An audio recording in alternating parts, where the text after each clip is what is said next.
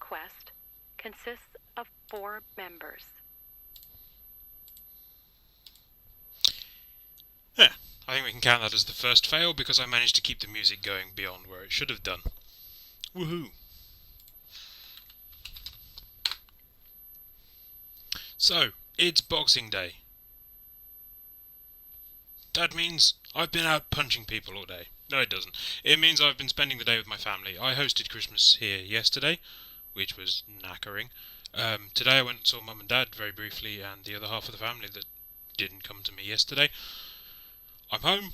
I've had my traditional Boxing Day food of leftovers, and I thought I feel like playing some Magic. Um, and had a look, and nobody's streaming because it's Boxing Day and everybody's doing family stuff. So why not stream it? You know, it's more entertaining that way. I was originally going to try and sing a little bit of I'm Dreaming of a White Christmas, and then I realised that'll just hurt everybody's ears, and nobody needs that. So let's go over to Magic Online, which I have yet to log into today. That's interesting. I thought I would get that right. Now you all know how long my password is.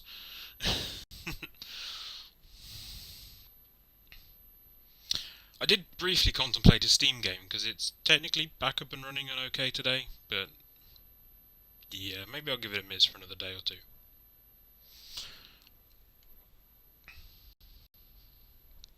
The other thing is, of course, I'm hoping that I do have enough credits. Yes, I forgot that you're doing all your packing, Cam. See, you've made it down to the early 90s layer. How's that going now? Are you a bit deeper? Right. How many tickets do I have?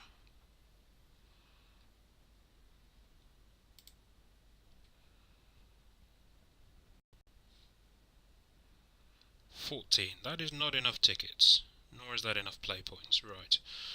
So I'll come back to my face cam so that you can't see my credit card details, because that's sensible. And let me just quickly purchase some credits, some tickets even, because that's a thing that's useful to do before attempting one of these drafts. They are 25, I think.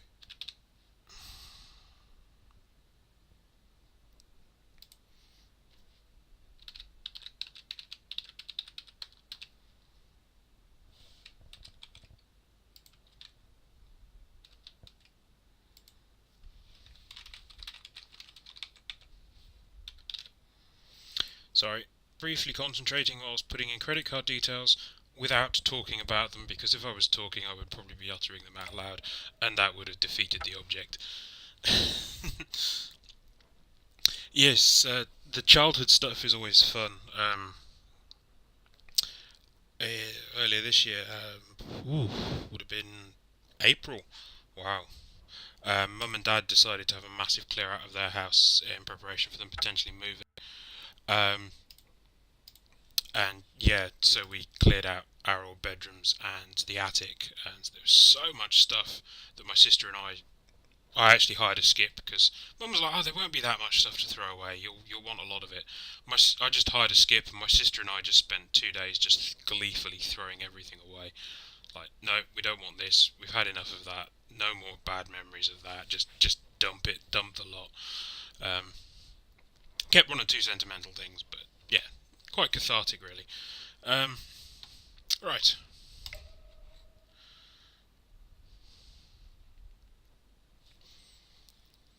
So I threw up a very quick poll on the Twitters, and without really indicating that I was going to be streaming, I just gave two options that were quite cryptic for people who don't really know what I was on about.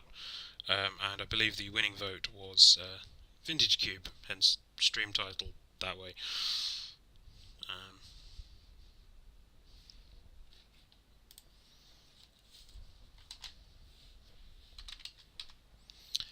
One thing I have just realised is the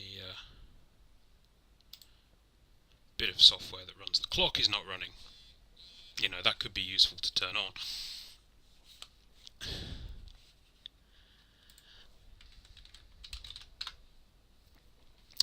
Yeah,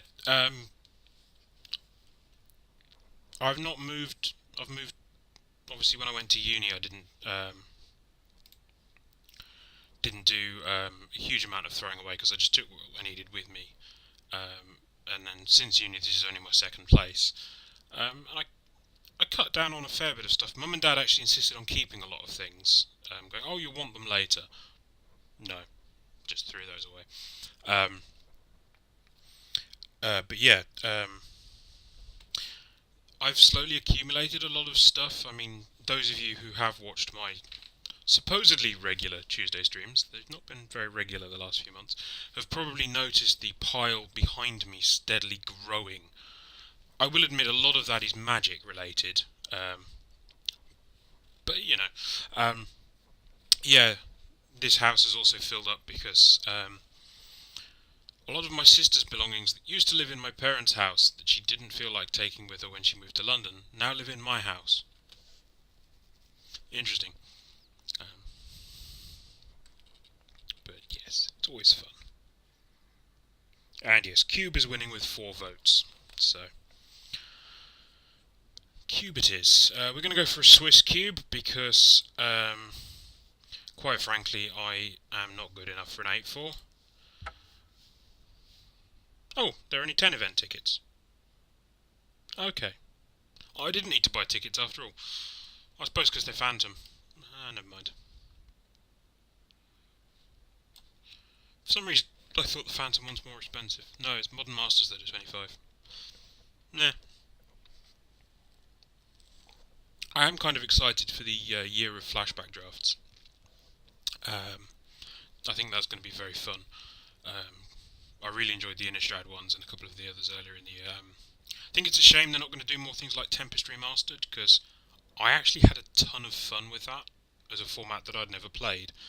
Um, and I liked the fact that they did a professional pass over it, but didn't do as well as I hoped. Um, the other reason it's going to be quite fun, I think, and why I'm kind of interested in doing Cube, um, the weekend before Christmas, I went to a special sealed event at my local game store. They gave us a pack of Modern Masters 2015, Battle for Zendikar, so that's one of each of those, a Scars of Mirrodin, and a Shards of Alara, and 2 random packs. So everybody got those 4, and then everybody got 2 randoms. Mine were Return to Ravnica and Future Sight, um, which we then built a sealed deck from, and that was hilarious. Right, good strategies is usually blue counter spells, so we've got a mana drain. I'll reserve that.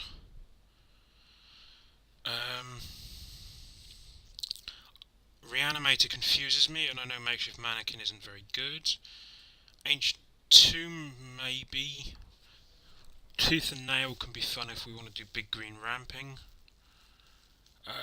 Stromkirk is a bit nutso if we wanted to do mono red.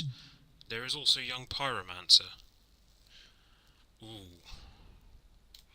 I'm actually going to take Young Pyromancer. I do have a great fondness for red-blue. I do need to remember that the whole point of these drafts is to draft unfair decks. So, yeah, we will see what happens with this. Time Twister? Oh, nope, I'm just going to take the mocks there that I didn't spot. I went straight to Time Twister. What did they take if they didn't take a mocks?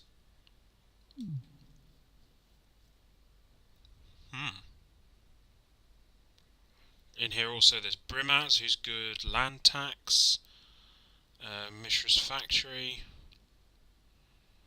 Oracle of Moldiah,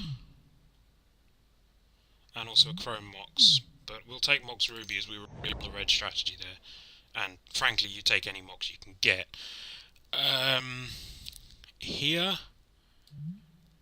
FTV is always fun, but as is Seething Song, a little bit nuts. I will take the Is It Signet, I think, because As far as I know, the signets are very good in it. Oh, there's also compulsive research, which is very, very good.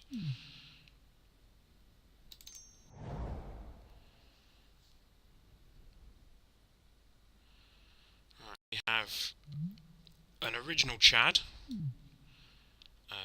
Swift Spear, who's great but not broken. Searing Blaze in red. There's Pestamite. That might be worth taking. Assuming we can get hold of Kiki Jiki. Because Pestamite's part of the combo there. The other option is Mox Diamond.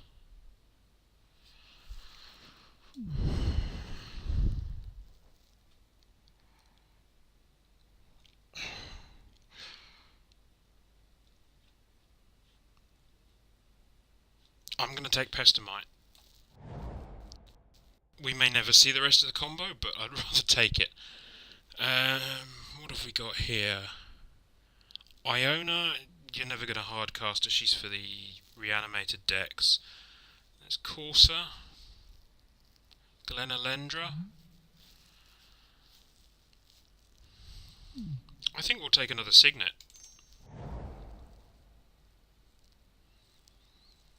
We've got Angel of Serenity.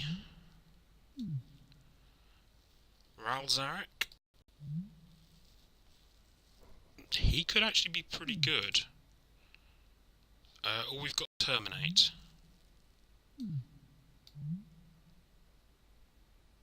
I kind of fancy Ralzarek, though. I would rather red-blue than red-black.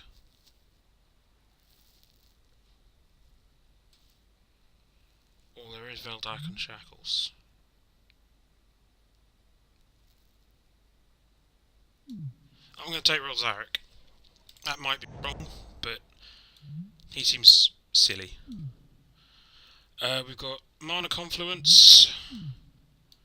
We've got Mum. A rather absurd Tide Hollow Sculler. Or a Boros Signet. Is 3 Signets too greedy?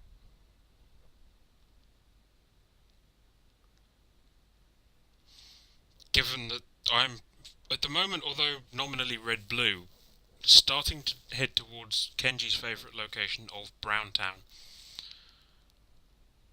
Screw it. That'll do for that. Here we have Elspeth, Temple of Epiphany, or Blood Crypt, or a Lodestone Golem, or Phyrexian Revoker. Hi, Navarin. I will take... There's always Delver.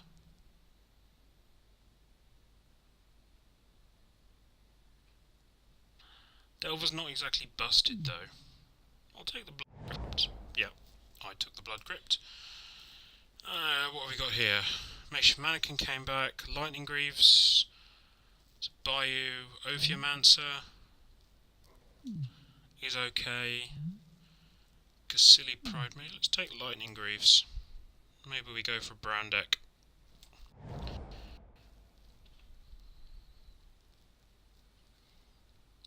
Ooh. Liliana came back. As did Brimaz.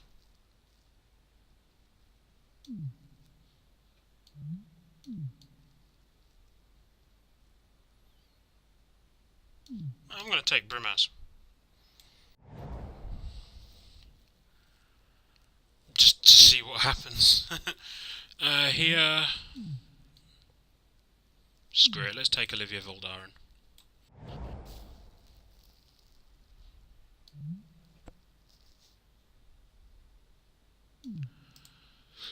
Here I will take Swifty.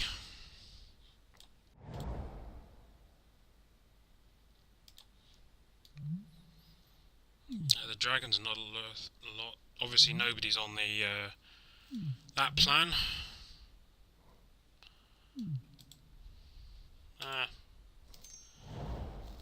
Ooh, cold meat and pickles sounds good.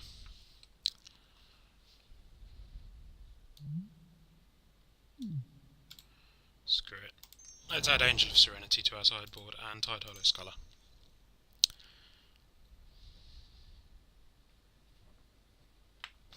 I would guess from the picks that we had that red is being fairly heavily cut off, so it may or may not be the best strategy in the end, but never mind. We have Gutter Snipe, but I haven't really picked up any instants. We have Fire Ice, which is pretty good, or Tezzeret.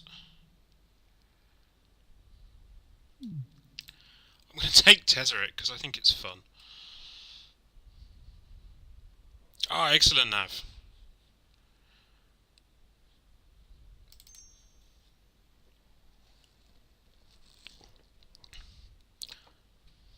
So now most of our signets give us red, because I was kind of hoping for more red than I got.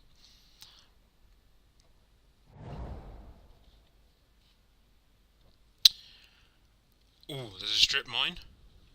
There's a Mox Jet. There's a Frost Titan.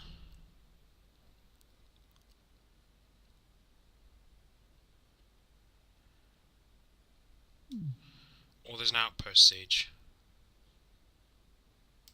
All the remainder of the signets that we didn't get last time round. Or there is Ulamog, or rather Nulamog. I think we'll take Outpost Siege and see where we go with that. Ooh, a Meter of Jaffa Cake sounds very good right now. Let's see, we have Searing Spear, Grim Lavamancer, Steam Vents, Sower of Temptation. Could be fun. I kind of want to cut off red a little bit more. There is also top, but I'm not taking that. I'm going to take Searing Spear.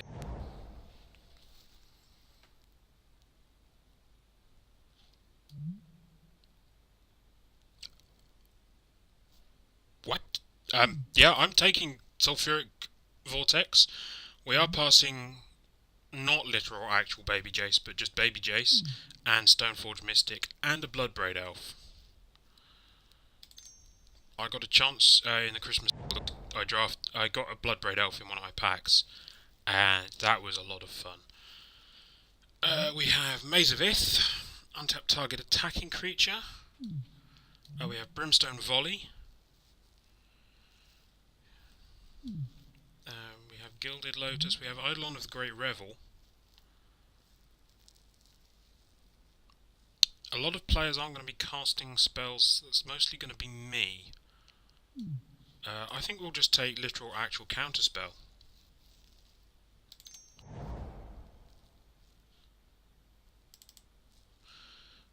Control Magic. That's fun. Lightning Strike's not great. Avalanche Rider's not brilliant. Could always splash Big Silly. We've got black off of that, but I think we'll take Careful Study here. No broken combo pieces yet, but it seems fun. I'm kind of going a bit Izzet at the moment, but I don't know whether I'm actually hitting proper Izzet or not, but yes. Dual Caster Mage seems a little bit more broken. There's also a Flooded Strand, or there is Koth, whose -2 is a bit nuts. And his ultimate actually is pretty silly. He'll probably wheel though. Dual Caster Mage seems more fun than Flooded Strand, and I've got a fair bit of fixing from the signets. Zuran Orb, Temple of Malice.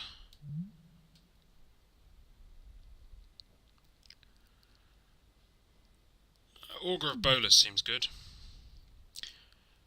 Bearing in mind we also have... There is a Mana Tithe going round. And Vampire Nighthawk. Mana Tithe is worth noting. It's, I believe, the only white counterspell. Which means if you're coming up against a player playing white, and you've seen one of those go round that you didn't take, you know you need to be aware of it, particularly if they just leave one white up.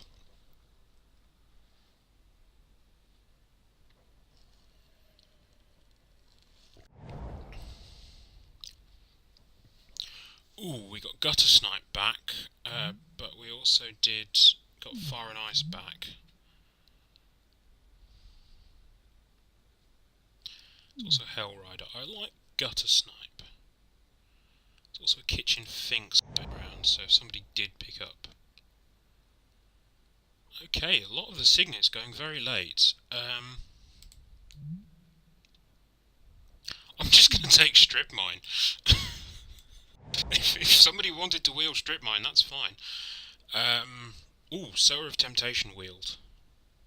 I'm going to take that. Red is not hugely open. I'm just kind of forcing it because I felt like it, and I know that red is fairly easy to play.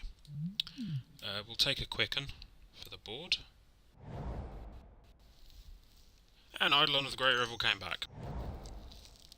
Oh, as did Lightning Strike. Yeah, my first was Young Pyromancer. Oh, and a Dramoka's Command. We'll drop that over there. Probably won't play that.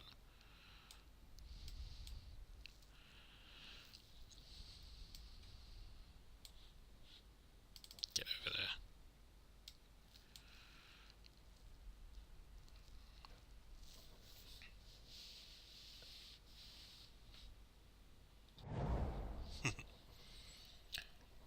Alright, what have we got? Boros Reckoner. That's a little too difficult. We've got Domri Raid, Frantic Search. Draw 2 cards, discard 2, untap up to 3 lands. He's not very good. Upheaval is a bit silly. Great if you've got something to cast afterwards. There is Wheel of Fortune, just to mill everybody out. Or there's a Bloodstained Mire. We'll take the Bloodstained Mire, I think. Yeah, I reckon it's a bit tricky on what we've got. We've only got one white source.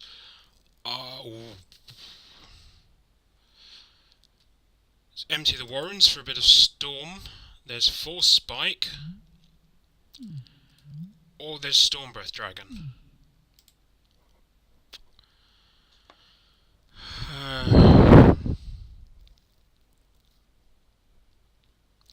We've got some low cost and a little bit of ramping that we could take Empty the Warrens here. Yeah, let's try.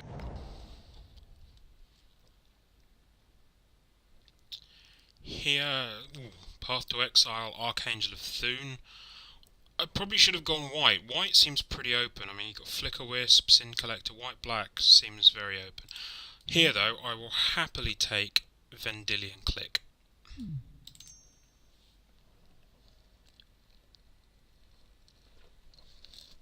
Again, I'm kind of drafting a fair deck instead of a busted deck. I seem to have...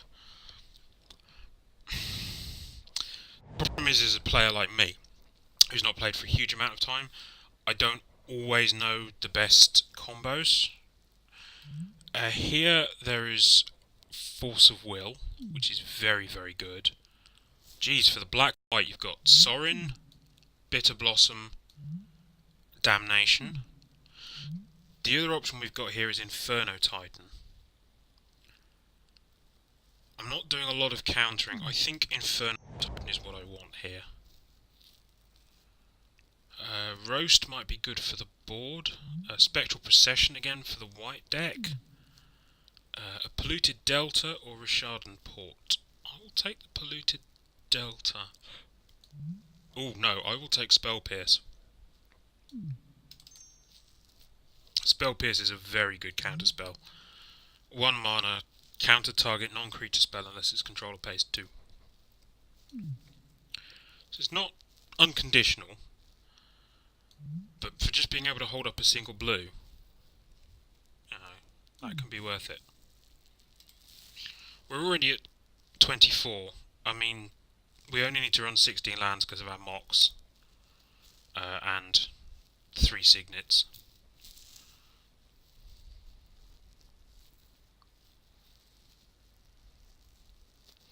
See what else we might be able to pick up. I'm probably making completely the wrong decisions here. Somebody else would probably look at this draft and just go, "You're an idiot. You just well, I clearly misread all the signals from the amount of white and black going around." And yeah, there's probably some far more powerful things I could do um, in here. Problem is I don't know some of the power levels. Duretti isn't worth it. Gifts.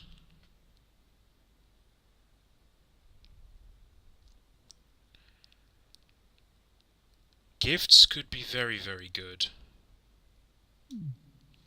There's also Remand that might come back.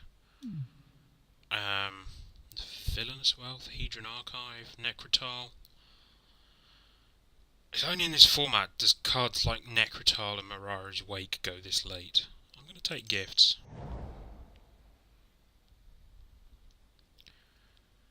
We have another Jace.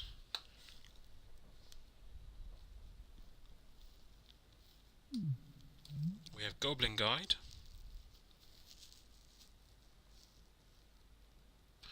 Which is pretty nuts. I could actually cast Nicol Bolas. I've got a couple of black sources.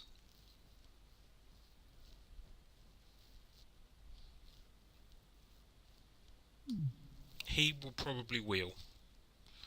Or there's Forge Master, but I don't want to be sacking artifacts. I will take Goblin.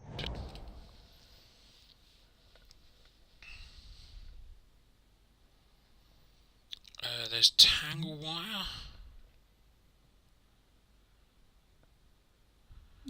There's Siege Gang Commander. Sphinx's Rev, Rift Bolt.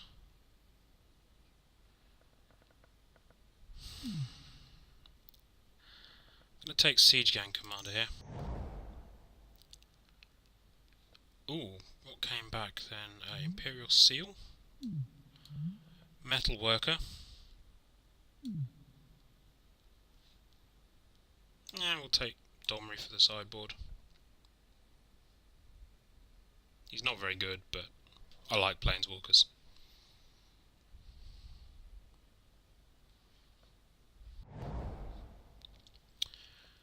What did we get back? Wow, that's a late ultimate price. Oh crap. So we've got Force Spike, Stormbreath Dragon, or Boros Charm. I think we've got enough 5-drops. I'm going to take Force Spike. That might be wrong. I don't know if you can go wrong with counter magic in this.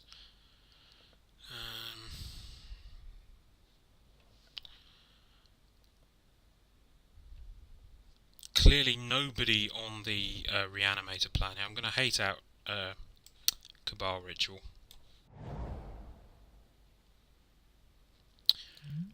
Mental Misstep. It's a bit nuts. Luterial Core. Let's put Luterial Core in the sideboard. Let's take Richard Port. Oh, and Torch Fiend was the one that came back. Never mind. Oh, the Forge Master did though. Okay. Yeah, so I have not created any kind of broken combos here. This is probably actually a fair deck, which is a problem in this format, so predicting a 3 already.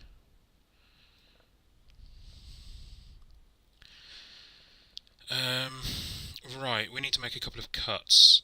Monastery Swift Spear is... I don't know. I'm not going to play Eidolon of the Great Revel.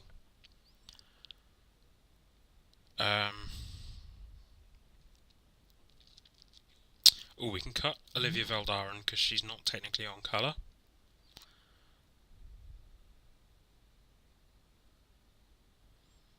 Although she might be a good mana sink. But we'll cut her.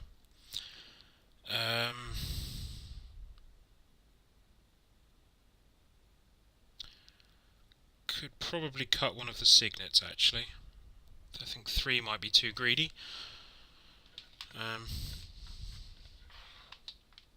The problem with that is knowing what is and isn't good in this format.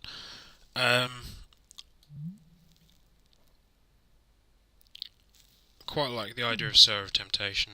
I like the idea of Ralzaric. Mostly you're going to be +1ing, -2ing.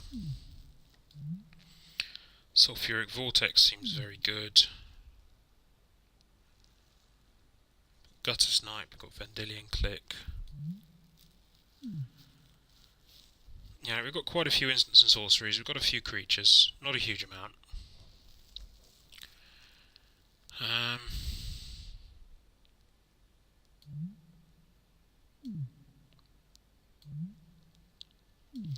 Let's get rid of Careful Study. Let's get rid of Swifty.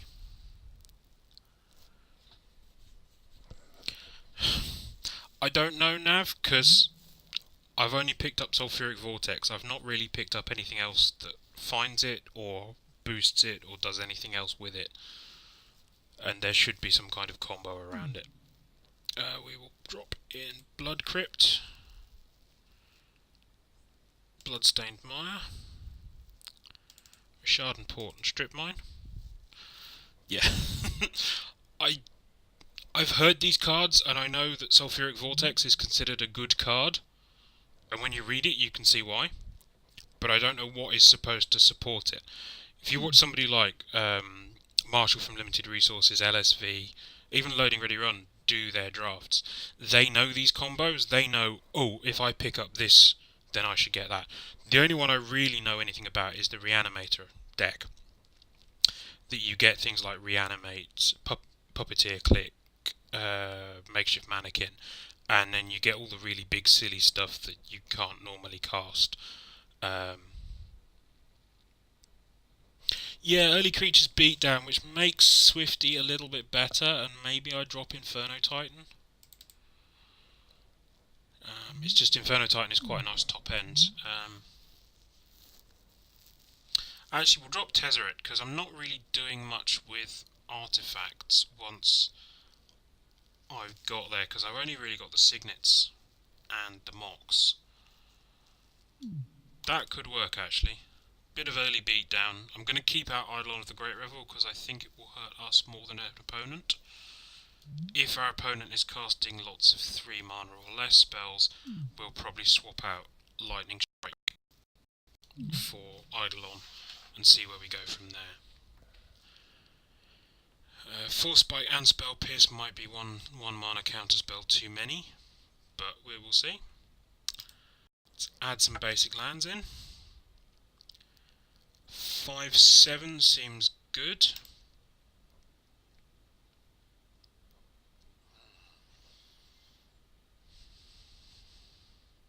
I mean, Richard and Port's just a little bit cruel, particularly with Strip Mine. And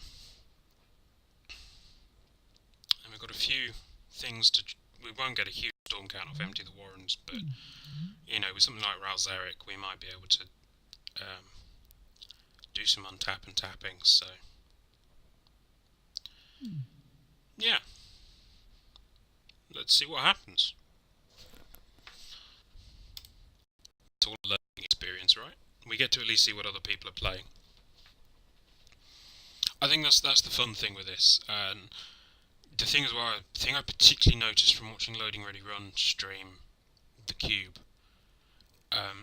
is everybody has their own ideas about what is a good strategy in Keab, and though people who have really, really strong opinions will viciously defend those opinions, to the point where I think Graham was on the verge of banning a few people from chat last time I watched. So, yeah, we do need a name for the deck. Actually, I have a good one here, I think. I know what I want to call it.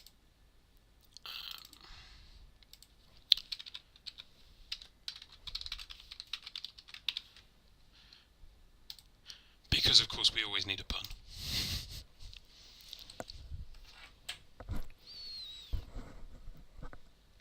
While we're waiting for that counter to tick down,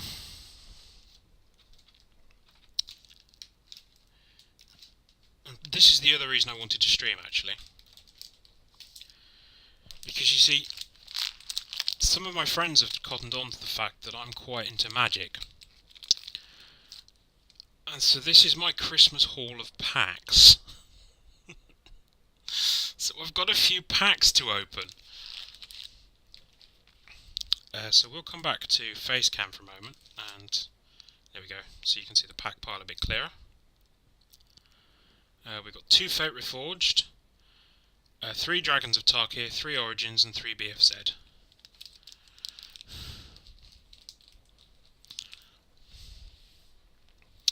So, let's start with Fate Reforged. Will we find that foil Ugin?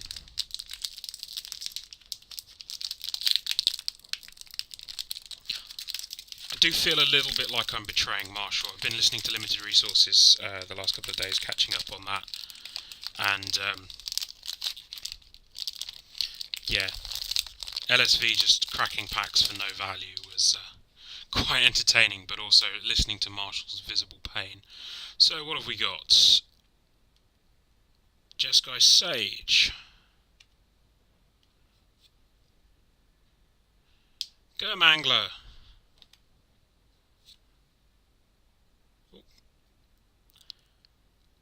Abzan Runemark.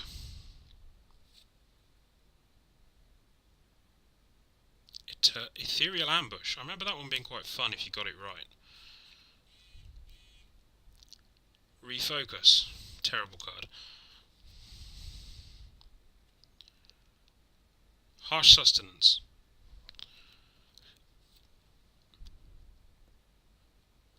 Team of Runemark. Sandblast. Always a good pickup, but not always first pickable. Not in this format anyway. Goreswine. Battlefront Crew Shock. Rage Form. Fearsome Awakening. Ooh, Citadel Siege. That was a good card. I got a lot of them for trade though. It's not played in Standard sadly. Thornwood Falls was our land. Oh, and we did get a shiny. We got a foil Dragon Rage. So yeah, first pick, as always with Fate Reforged, if you were first picking in a draft, you would first pick Citadel Siege. Fate Reforged was a very bomby format in that you almost always picked the rare, and the rare was always good. Citadel Siege was one of the best rares. So yeah, when drafting, you really wanted to pick up Citadel Siege. Right, we're down to less than a minute to go on this one. That's a pretty nice pack, actually. I'm quite glad to have another Citadel Siege. I'm trying to brew in my head at the moment. I saw a couple of fun white weenie deck lists playing around with all what's known in Magic parlance as a Savannah Lion, which is a 2-1 for 1. Which is a whole bunch at the moment, including Kithian, Hero of Akros, who obviously flips to be a Planeswalker. And I was looking at that list, and then I was looking at the fact that Fate Reforged, although it is rotating out soon, had a ton of ways to put counters on. And then I looked at Drana, Liberator of Malakir. And I was wondering what would happen if you had Drana and Citadel Siege going. So, I'm kind of brewing that in my head at the moment. It's probably not a very good combo, or everybody will be playing it, but it's just kind of like, that might be a bit silly and a bit fun.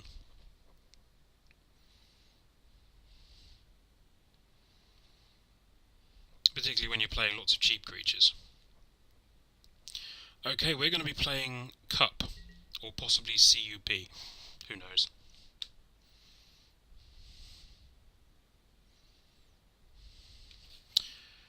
Okay, we're going to be playing first.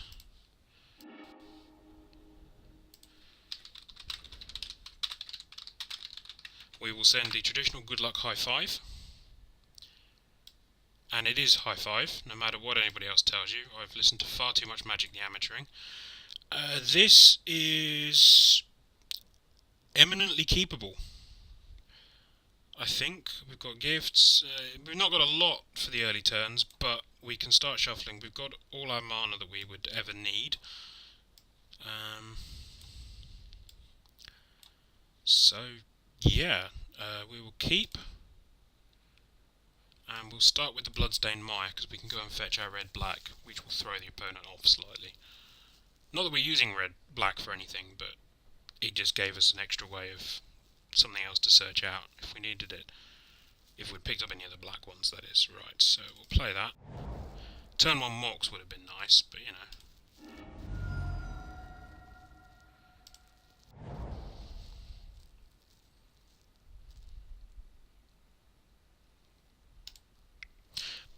We fetch this, it comes in tap turn 1, turn 2, it's then all fine.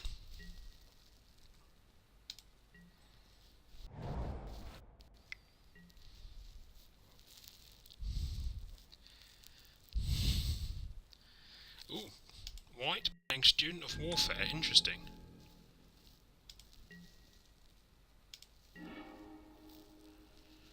Okay.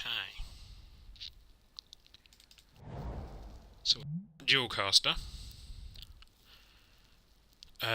We need... I think this works, you have to have the spell on the stack to copy. We haven't got anything on the stack yet, so that can go and sit over there. So much for our early beatdown plan.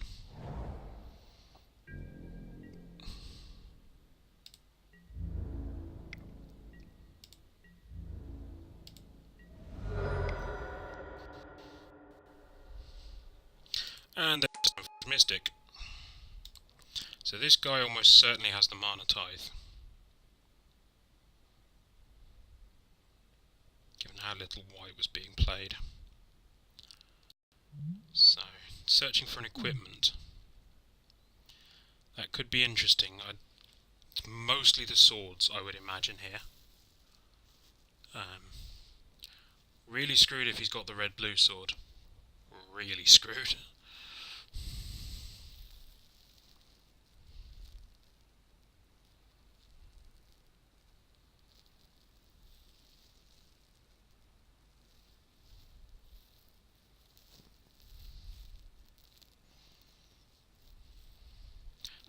A tank here. Sword of Feast and Famine. Which is... discard a card and untap all lands. Ooh. It's not the Sword of Puppies, though. I don't think it is. No.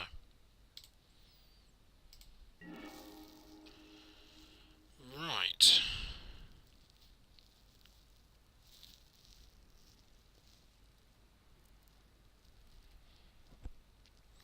Let's see if I can do this correctly.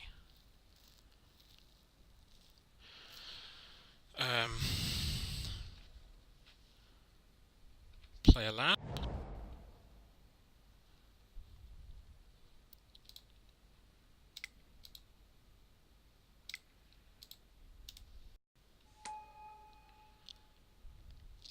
No, I can only get 2 mana out of this, and that's unfortunate because I could do with 3 for this guy, so that's fine.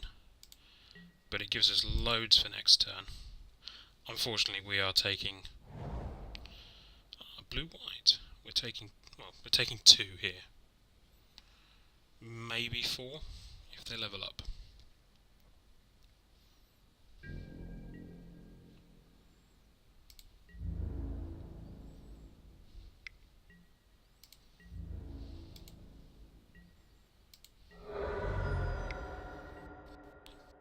And they've got a thing of their own.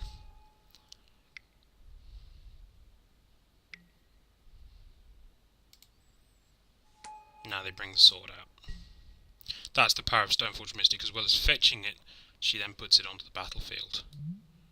For 2. Okay. Now we have 2, 3, 4, 5 mana this turn, so we could gifts. We could Outpost Siege. Sword of Body and Mind is also, that's the blue-green one. War and Peace is the red-blue one, and then there's a white-black one with lifelink and death touchy stuff. Yeah, so we can't Inferno Titan this turn, I don't think. No, we can't.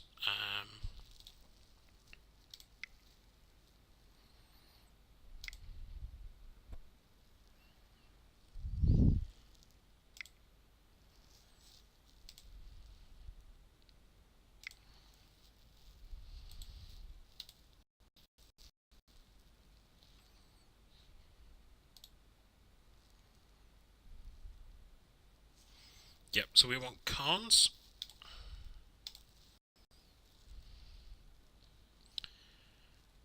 Play that for turn. Might be worth keeping that active to keep them off blue. So yeah, so we had 1, 2, but what cost 1, so it's only 1 extra ramp. So it's 1, 2, 3, 4, 5. So next turn we could potentially get Inferno Titan down.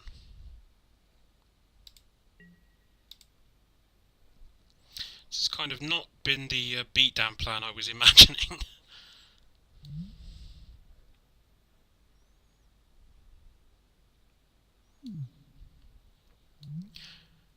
Inferno Titan's ETB trigger will deal with the opponent's creatures though.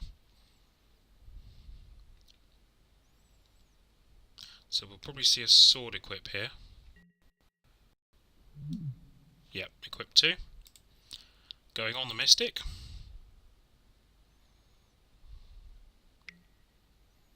Levelling up the Student of Warfare. Beating for 4.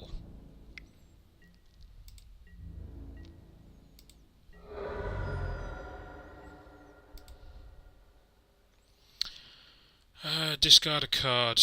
I'm going to discard Dualcaster. Mostly because I haven't been drawing the instants and sorceries just yet.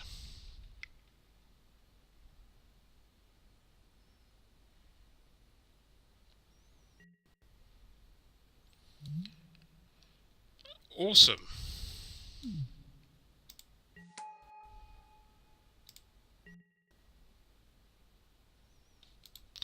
Gonna always yield to that.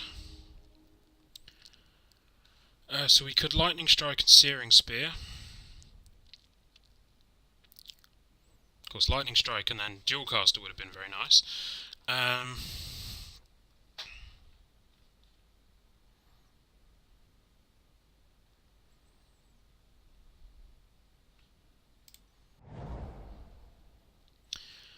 So I'm almost tempted to not bother with Lightning Strike. Mostly because I would need to use 2 cards to kill these 2. Here's a bigger problem.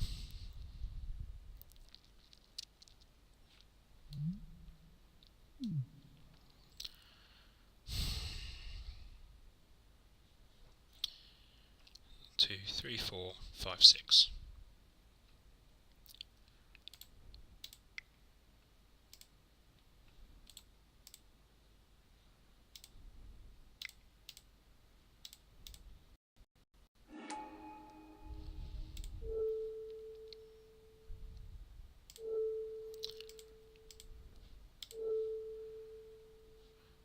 So we'll do 2 direct to him, 1 to this.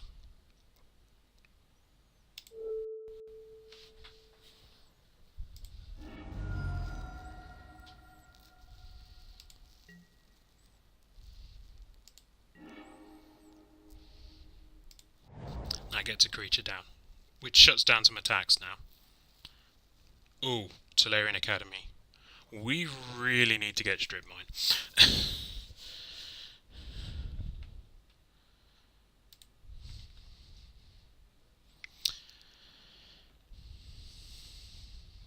Tolarian Academy. Little bit busted. Oh god, Fiend Hunter.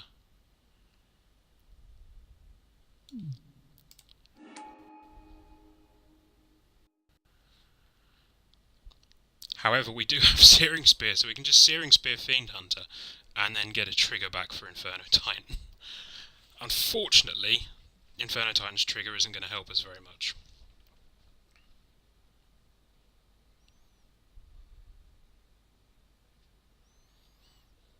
Oh, I need to agree to that.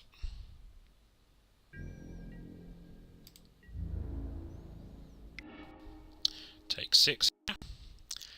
Oh, the trigger will help because we can get rid of the 2 soldier tokens. This guy's probably very annoyed that I stole Brimaz.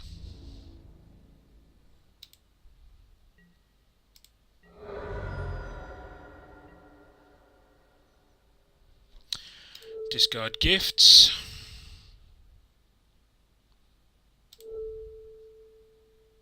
Oh no, I can't do that. I have to agree to that and then click discard.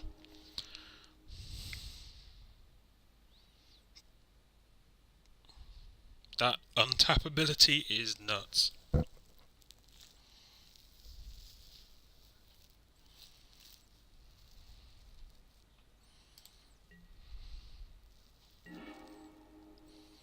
Young Pyromancer. Yep, we're definitely going to cast that.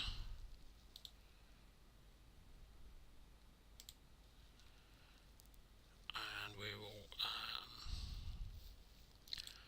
add a red. And one.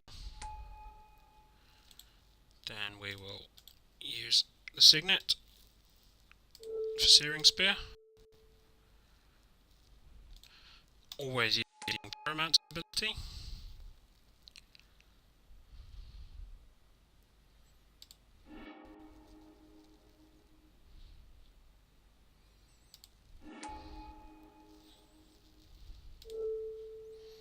So we'll do one there, one there, one there.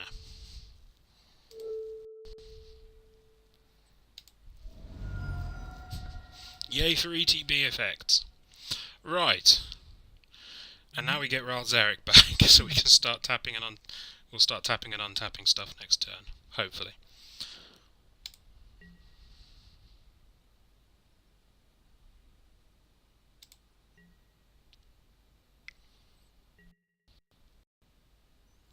That's fine. I was only going to draw 1 card a turn anyway.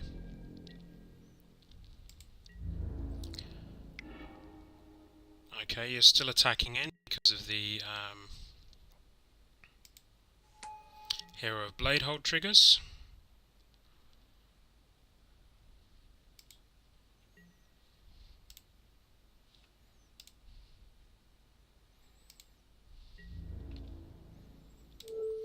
I will be blocking there. And I may as well block one of those.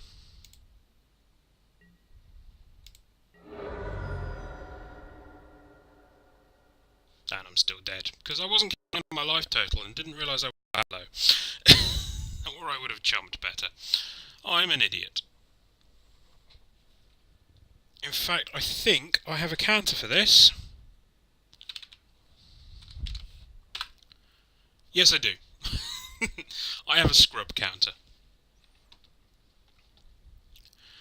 So our opponent had a bunch of cheap stuff.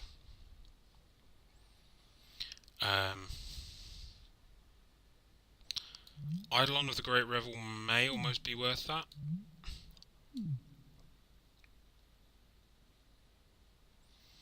I think I'm just going to run it back and see how it plays. I did keep a bad hand. I should have had more early stuff.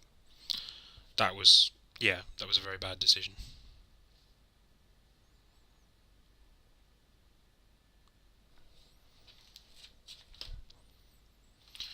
While we're waiting for the opponent to sideboard, I'm going to break into the traditional Christmas gift of a box of roses.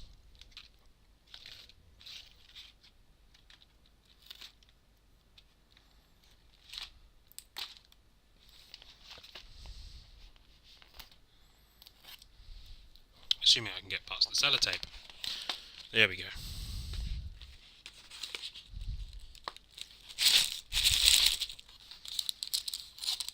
What have we here? They've changed all the wrappers again. And they've changed the shapes and what's in them. Huh. I don't like change. This is apparently an almond caramel bite. So, there we go.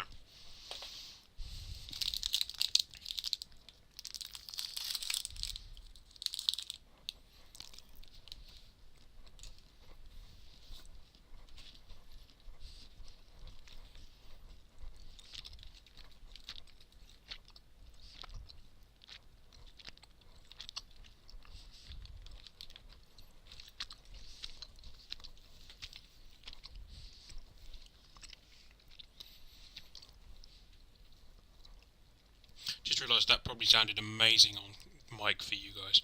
Sorry. In future, when I eat caramel, I will remove this or mute it or something.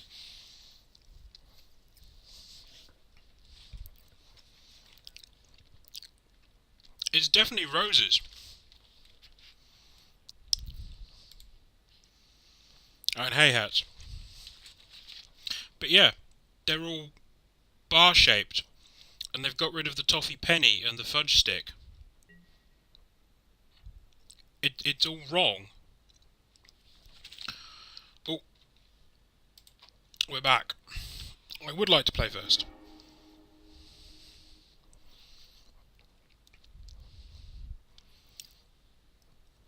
And you know what? I will keep this. Maybe I should have learned my lesson from last time. Yeah, I've got nothing until turn 4. Well, I've got a blazing spear. That's mulligan. That could go badly. But let's keep it. No, they're just kind of bar-shaped now, Kim. They used to be all different shapes and sizes. We'll keep that. That gives us the red that we need for young pyromancer.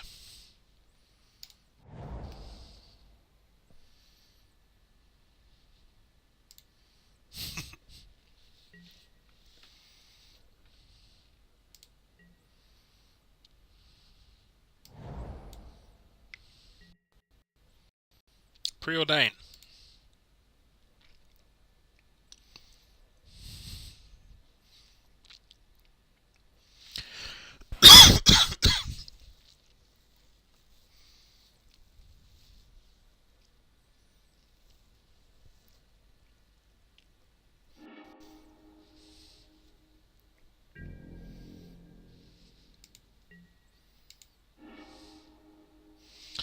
Alright, there's my signet.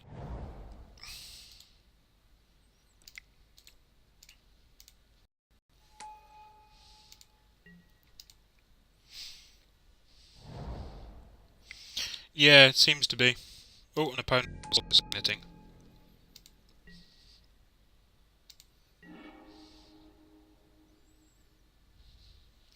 Right, so we'll tap a colourless to add red-blue for young pyromancer. And we get to keep spell pierce up, which will trigger young pyromancer.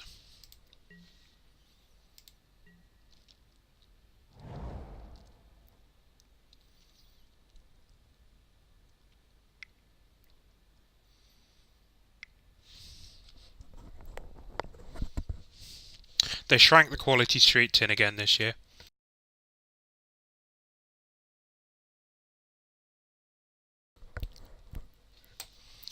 But yes, Cadbury seems to have been going down an exercise of cost cutting recently.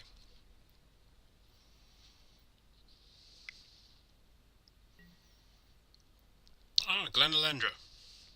Unfortunately, I can't counter you.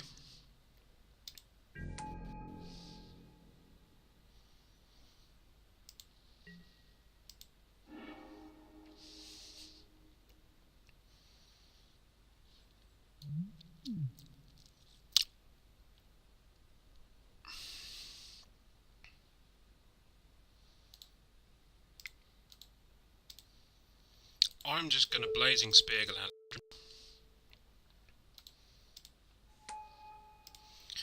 Elemental. Oh, she persist. Fine. Oh well. No attacks for me then. She's only 1/1 now. Always remember to read the card.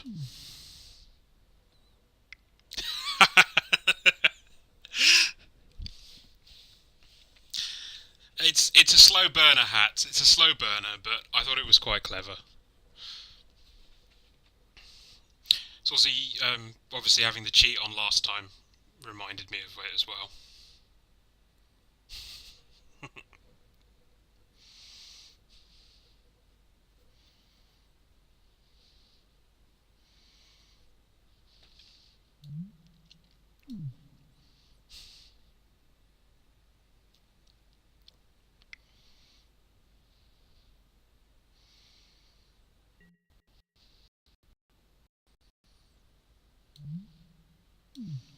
Yeah, I don't mind spell piercing that.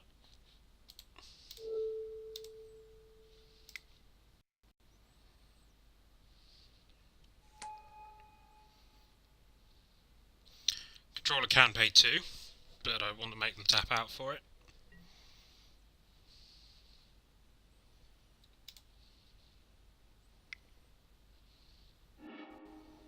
Because I'd much rather they tap out.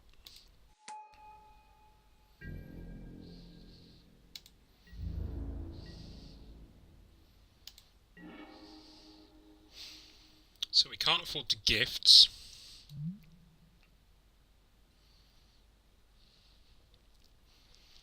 But what we could do is Augur of Bolus.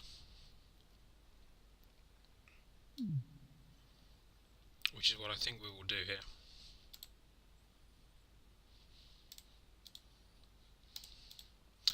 That way. Pay that. Cut that.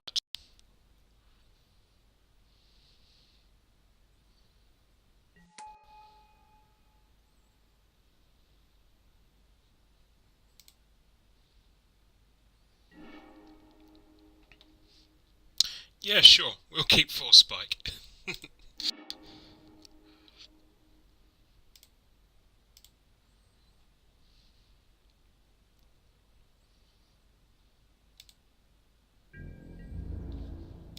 Can attack safely in with the elementals. If he blocks, Glenalendra's dead. Oh, that's fair enough.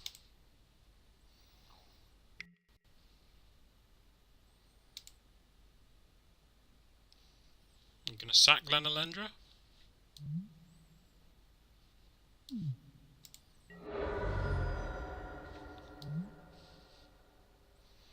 Don't know why you did that in response, really. You could have done that end of turn.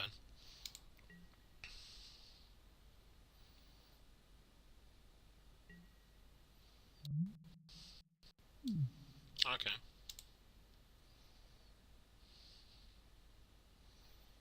So he's gone for a white. If we get a strip mine, it might be worth taking him off white then.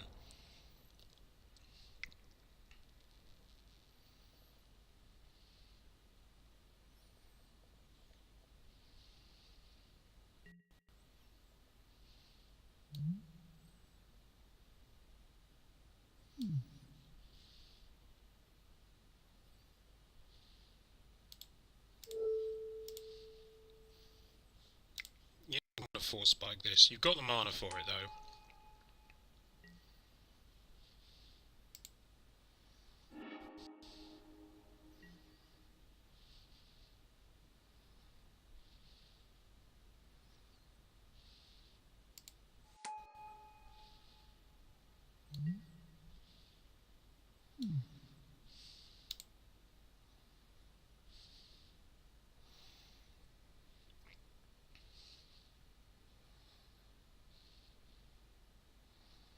Okay, what are you going to cast now?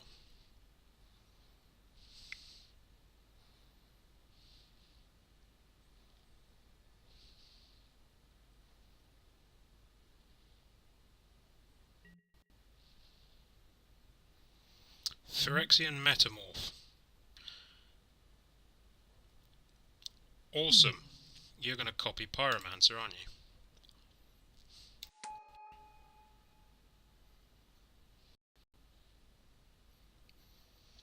That's pretty nutso.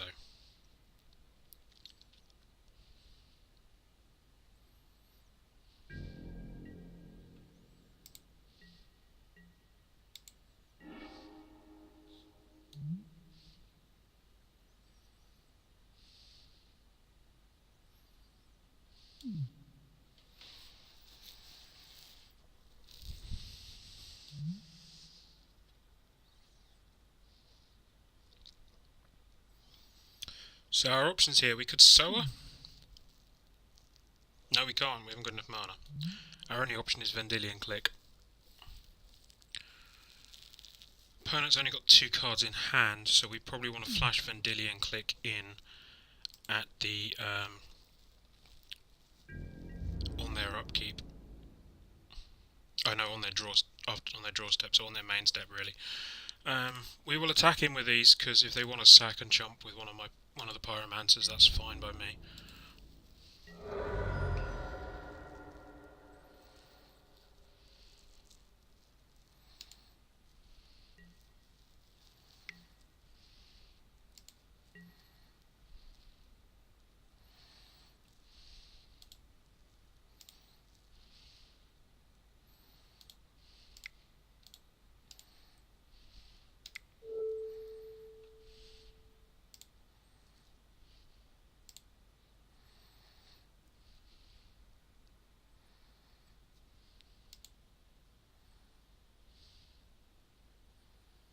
Hang on, right.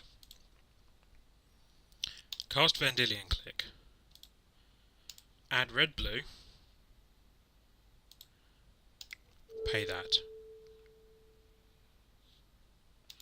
Tap that. Right, there we go. Signets are fiddly things.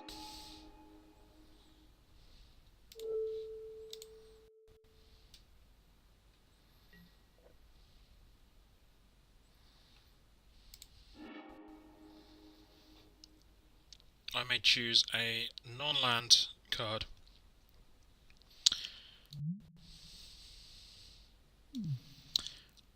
It's going to be Elspeth.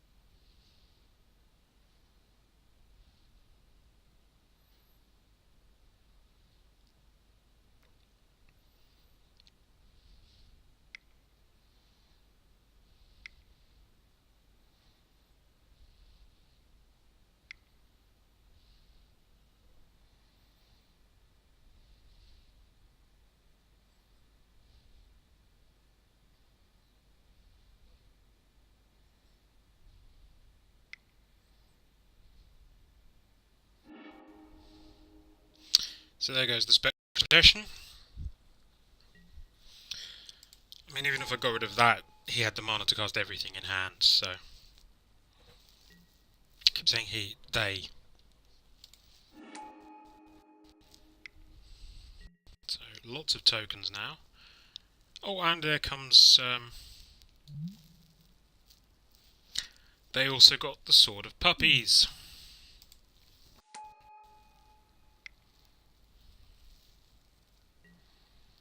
So they went on a token strategy.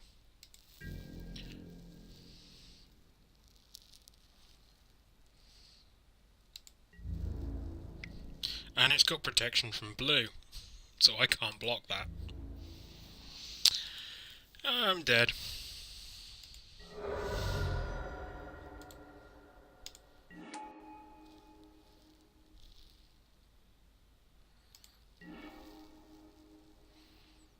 Yeah, I'm super dead because I've just not been drawing land. I've got nothing I can cast. Well, I could cast Dual Caster.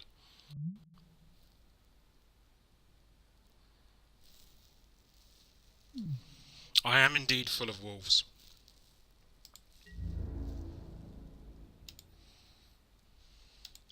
No attacks from me.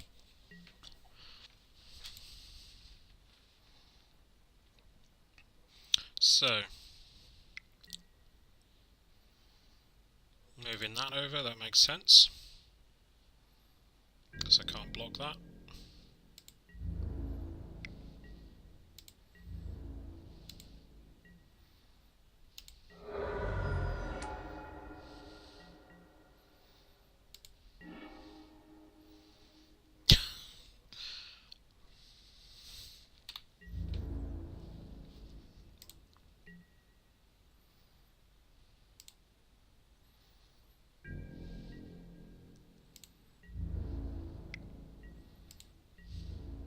He's not even bothering to attack with the wolves.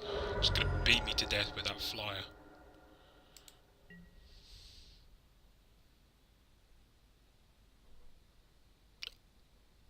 Um, I did. Oh, oh, because it mills me.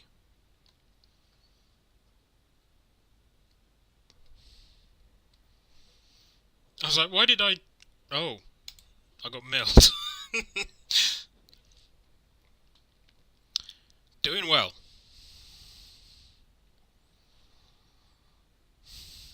In fact, not noticing I was about to be milled warrants another scrub. Oh dear. So there's another game going on. They're 1-1 at the moment. Oh, we can just come back to this. Because we need to update the shame record.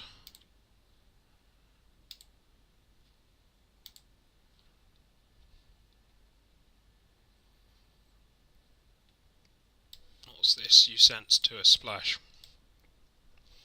Better not be hardcore pornography.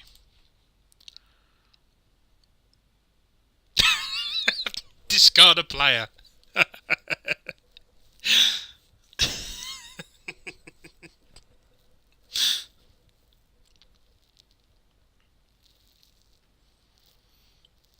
I like that. Just discard a player. Right. So while we're waiting for that to finish, Fate Reforged Pack 2.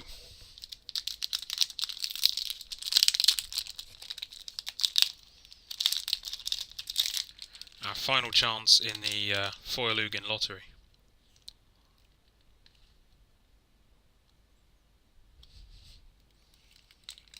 Yeah.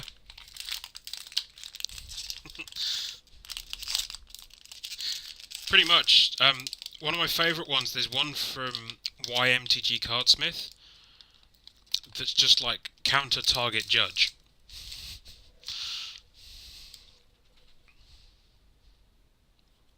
So, what have we got in our Fate Reforged pack? Sultai Runemark. Sultai Skullkeeper. Absantage. Focus. Lotus Path Jin. That was a pretty good creature if I remember right. A little overcosted, but flying and prowess worked nicely. Tassiger's Cruelty. Not really worth playing. It's a delve card, which is why it costs 6. Collateral Damage, which is pretty good. Einok Guide was alright. Saw a lot of Terminal Einok Guides. Great Horn Crew Shock, decidedly filler card. Hunt the Weak, where's the standard fight card. Fierce Invocation.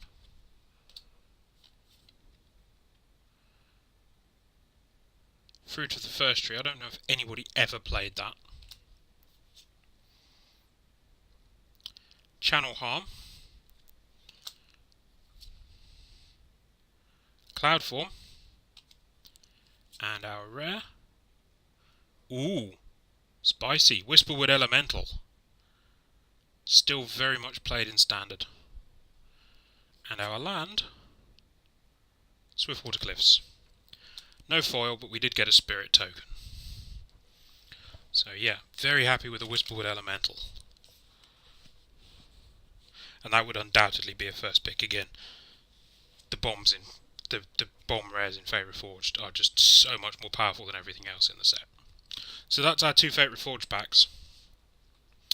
The next chance we get an opportunity will be one of the 3 Dragons of Tarkir packs. Of which I need to pester James again, because I still have the packs I got from GP London to send to Lur. And with Moonbase Delta, all our known addresses for the Moonbase are no longer valid, so rather than just being able to just send them, I'm going to need to get the Moonbase address off James to actually send them to them.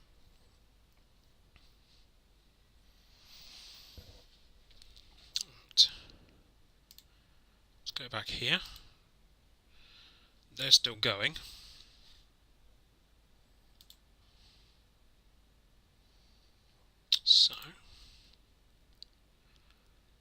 summon a new Chrome window. Wait 10 minutes while my computer desperately tries to keep up with the CPU requirements of Chrome. In fact, while it's doing that, I will go and refill my glass of water. I will be right back.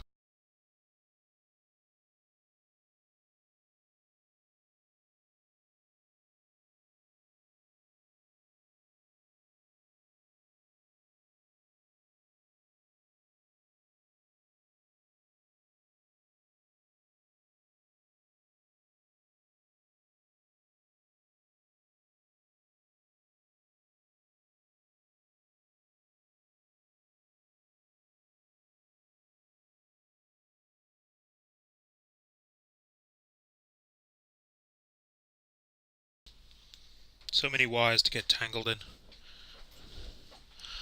Oh, yes. It doesn't show up very well on the camera, but this was the purple Shovel Knight t-shirt that I got from Fangamer. Having not played Shovel Knight, I don't understand it completely, but it's just a really awesome castle. This side. And there's Shovel Knight. Yeah, it doesn't come out very, very well in this light, but I really liked it. Right. Yay. Chrome is finally loaded. Give me cursor.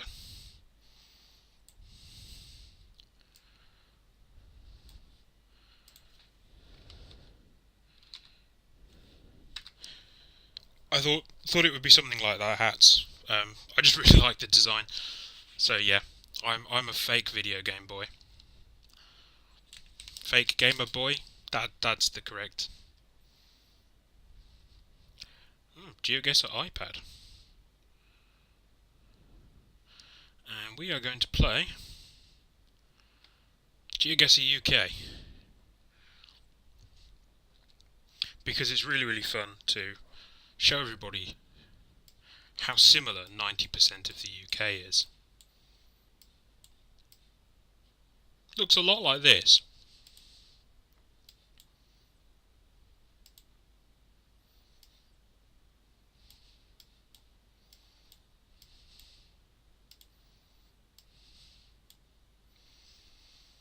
I'm going to say Northern Ireland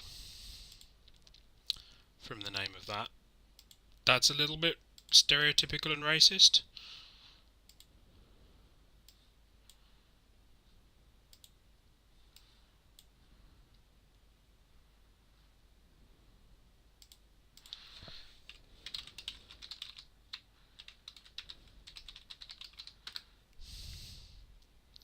And I'm not above cheating.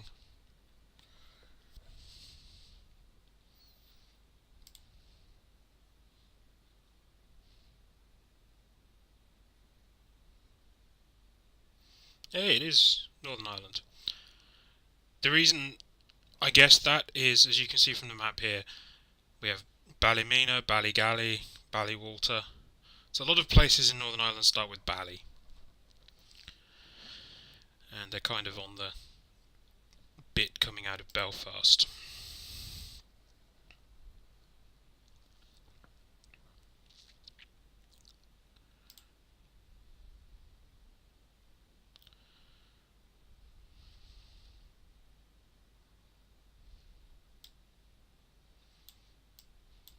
What was that near Bangor, wasn't it?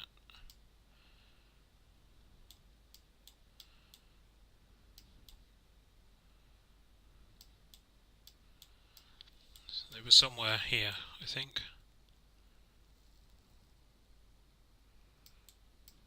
No. Should have kept that tab open.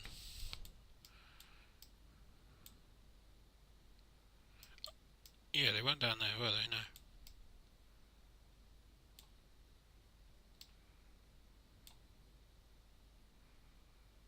Ah.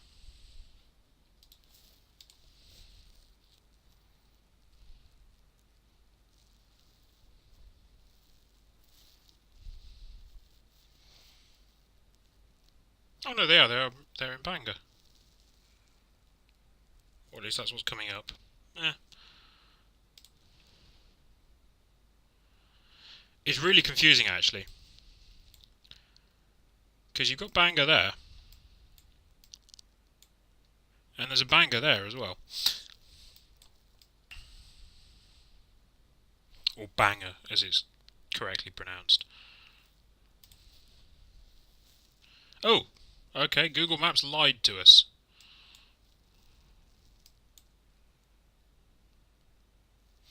Never mind. Where are we now?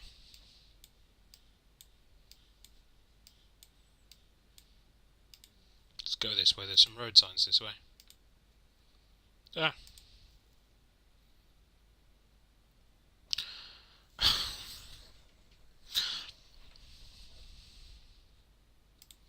I know this road. I've been lost on this road a few times now.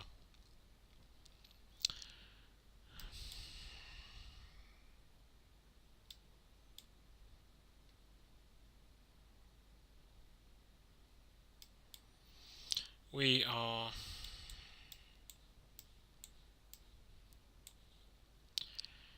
Yeah, we're about there.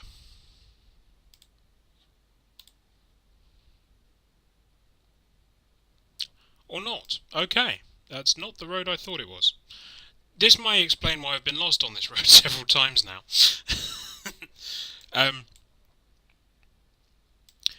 Probably because nobody's really very interested. So this is where I guessed. And this here is where I go to play Magic. It's about a half an hour drive from me. So.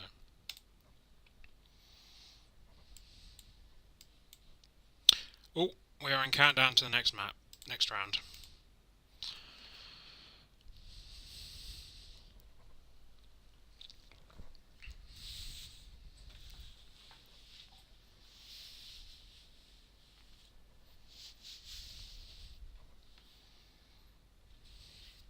Got enough time for one more, I think.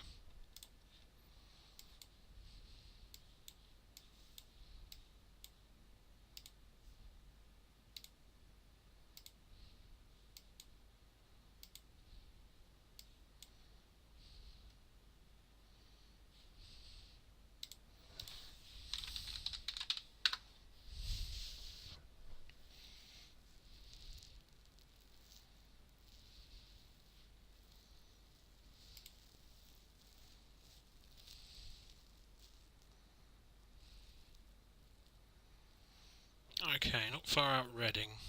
Outside of Reading, somewhere between Reading and Henley.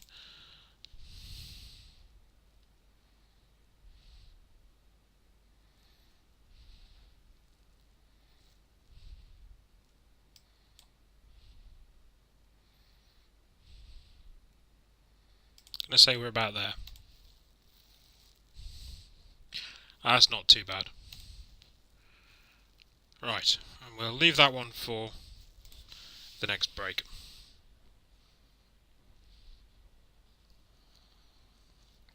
So we go into round 2. So, if we can get the old 0 and 3.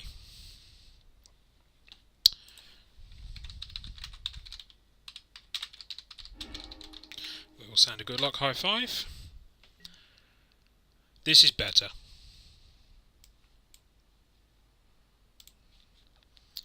We'll keep this, because we've got a Goblin Guide for one. And then we can have Spell Pierce up turn 2.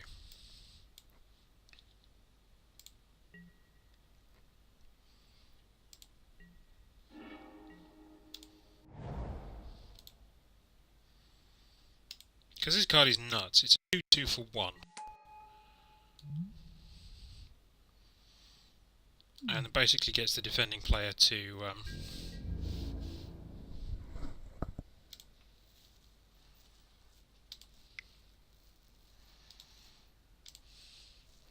they basically ramp up to land, but...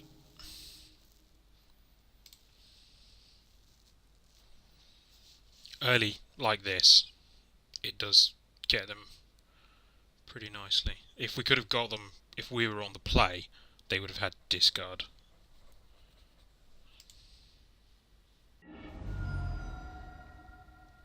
So they're sacking Arid Mesa.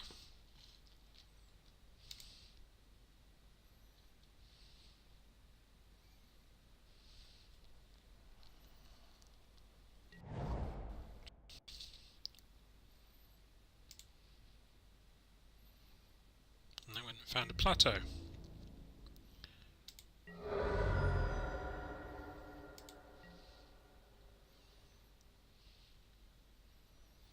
So these guys could be the reason we were struggling for red.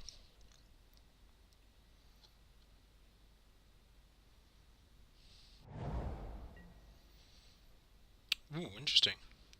I didn't realise they were Temple of Deceit, so... who knows what colour combo they are. And a Chrome Mox. I would very much like to be able to cast my Mox at some point. Just because I never have.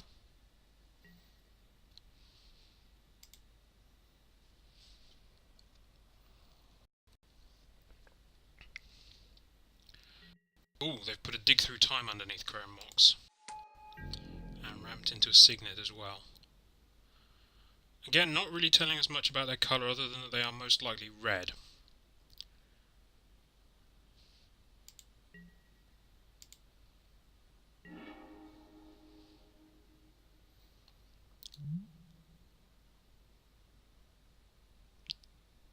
Do we do it?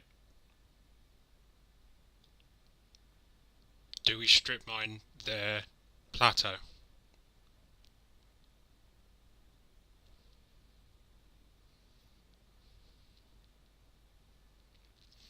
Hey JLC and Wolf Amulet.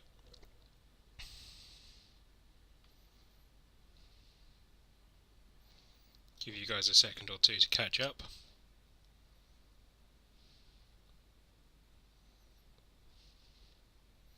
Who thinks we strip mine one of those lands?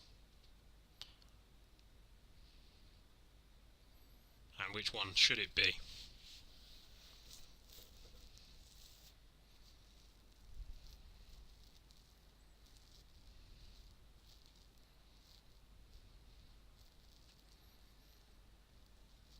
I mean, obviously Goblin Guide's going to potentially help them get a land into their hand.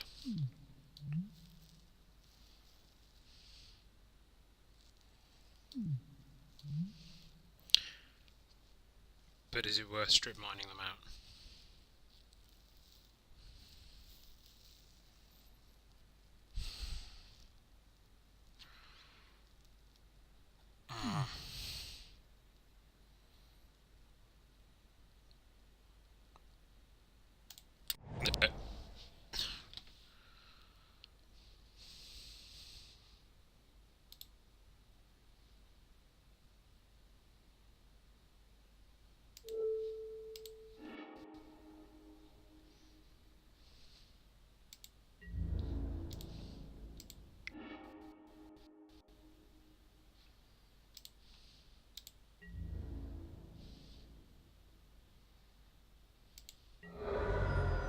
Maybe you should have got rid of their blue, but...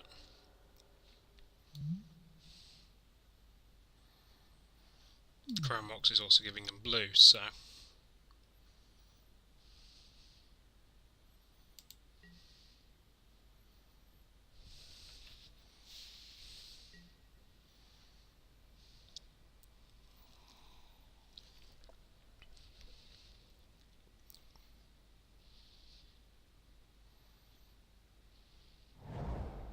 ah well.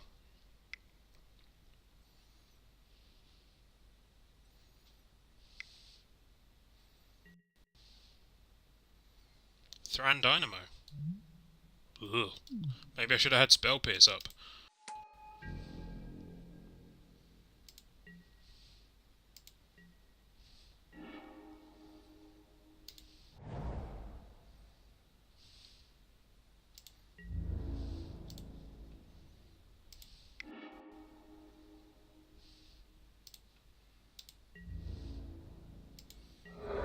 So these guys are obviously on some kind of crazy plan.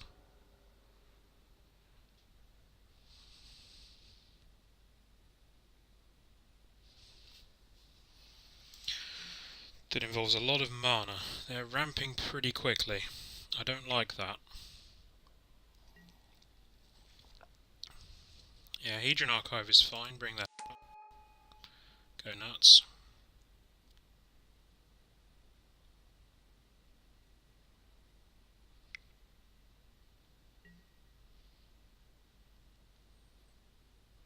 That's fine, I'll let you do that. You're fishing for something.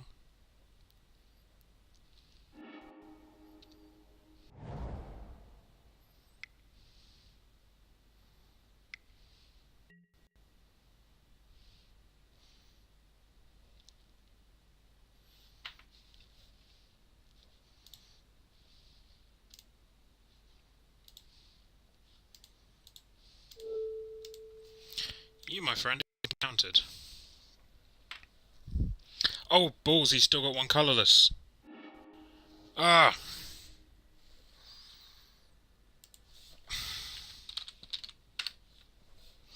Just going to increment that already. You guys will catch up in a minute. Fine. Have Jace. Didn't spot the floating colourless.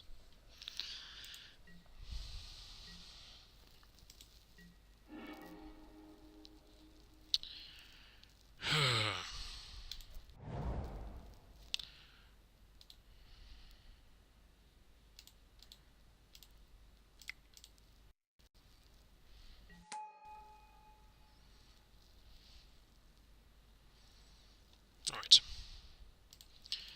Cast that. Using that. Add that. Paying for it with that.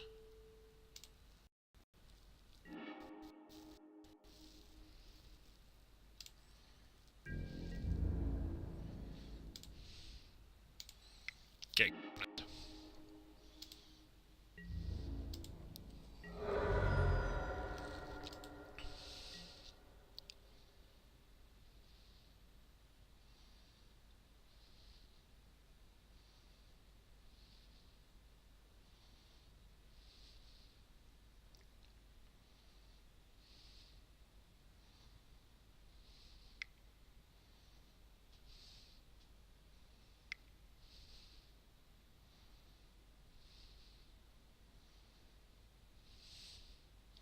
Yeah, so far we've seen blue and black spells mostly.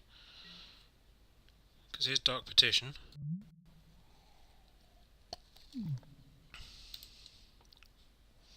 I haven't got Spell Pierce up, unfortunately, so...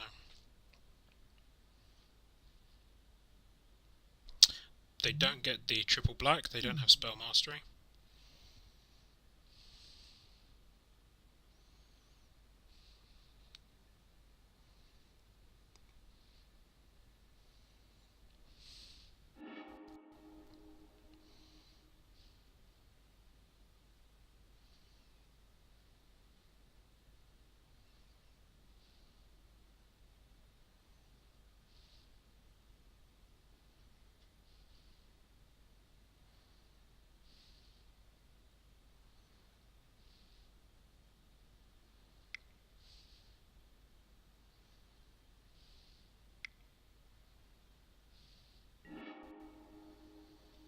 So they're drawing 2 from Hedron Archive, that's fine.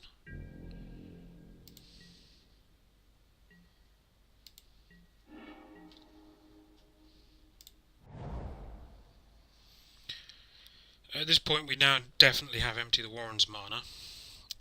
The thing is I would love to have an instant to get at least a storm count on it.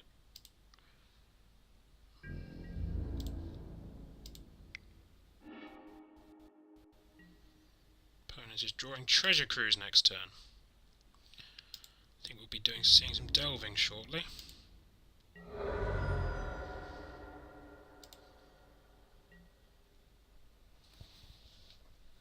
I've got them on the old 5-turn clock here, but they could be about to go off with something. Oh, they got Nicol Bolas.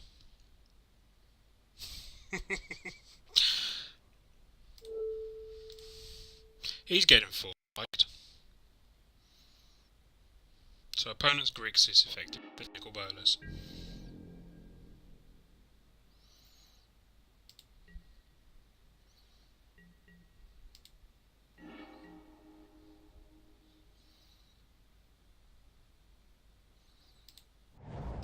Okay. Right.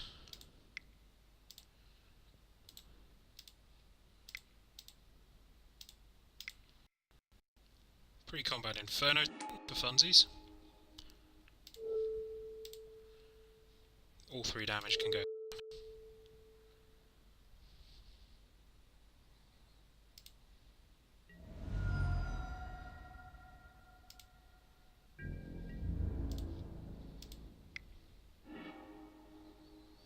I've got a Tangle Wire, but that's fine.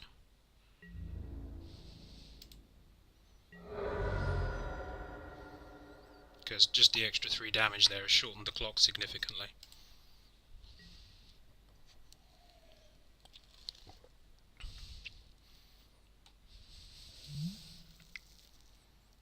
So we could see a... yeah, there we go, delving away for the treasure cruise.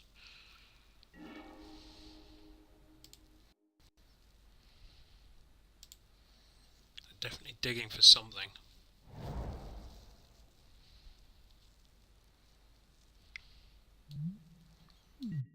Oh, Stormcat's the opponent as well. Dark Ritual. This is going to be something big then. 6. We're going to see an Ulamog or something come down.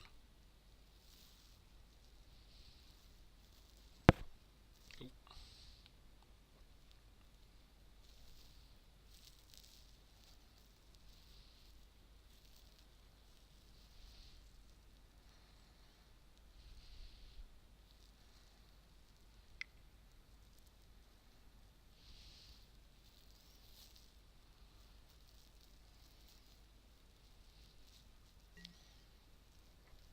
Tangle Wire comes down.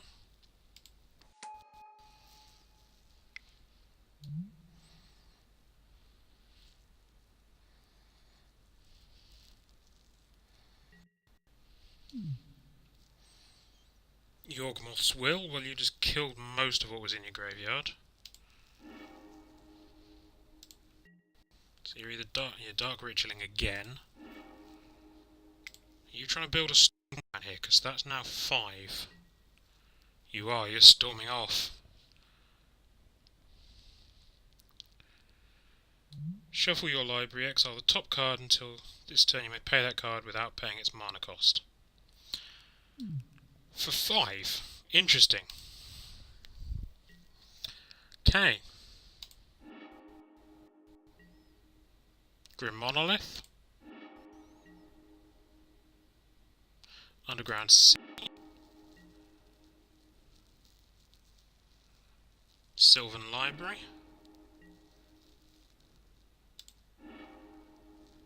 Seething Song.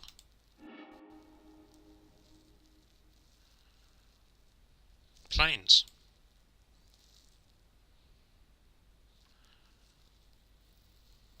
I don't think they hit what they were looking for. Yep.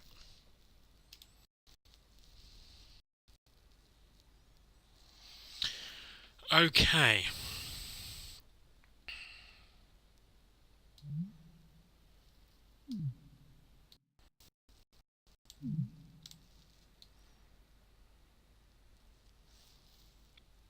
I'm almost tempted to bring in Torch Friend. Bit of artifact destruction could be useful. Beyond that, I don't think we've got much against this deck. Fortunately, it's quite slow. The counter magic seems to be doing its job. Let's run it back and see what happens.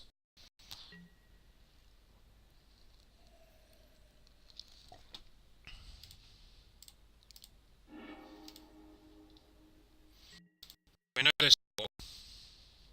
That wasn't a particularly great storm payload, though. Unlike, say, this. Let's see, we've got 2. That takes us into an Augur of Bolus, and lets us have a Force Spike. So I'm pretty happy to keep that.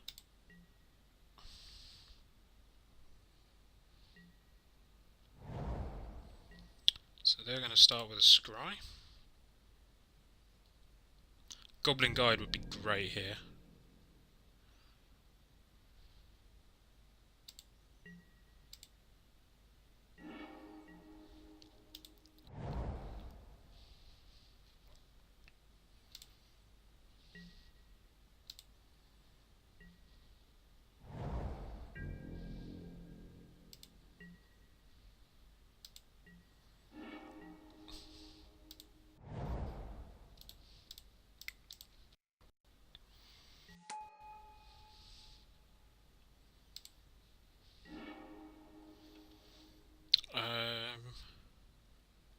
I think we'll take Keab.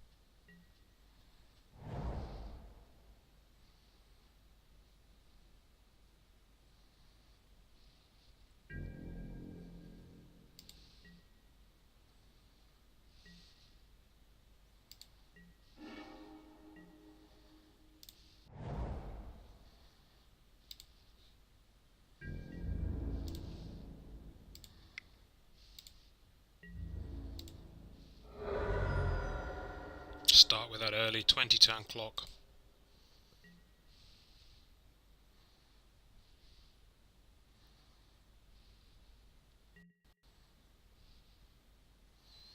Mox Pearl.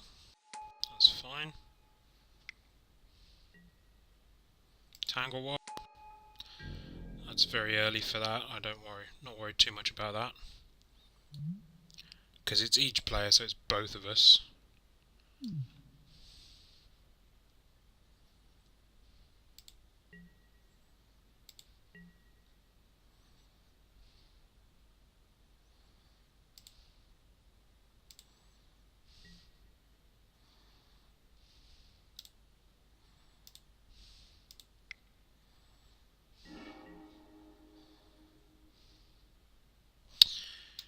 That's a thing, so they know that I can't counter this turn because no extra lands.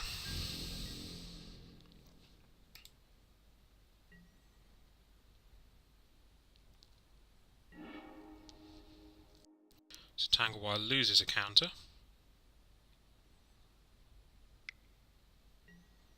And obviously you always tap Tangle Wire.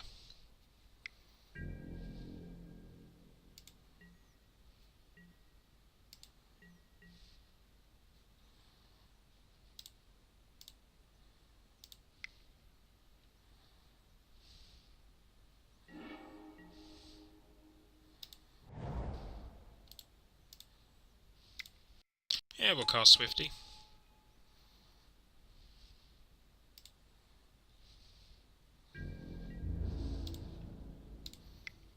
Get our smash on.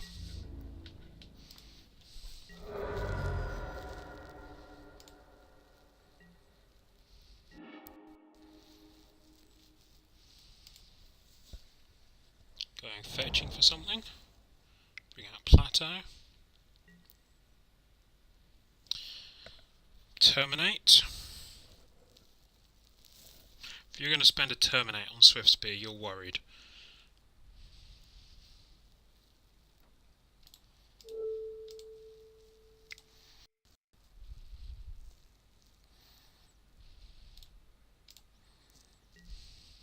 Which means it's worth Spell Piercing.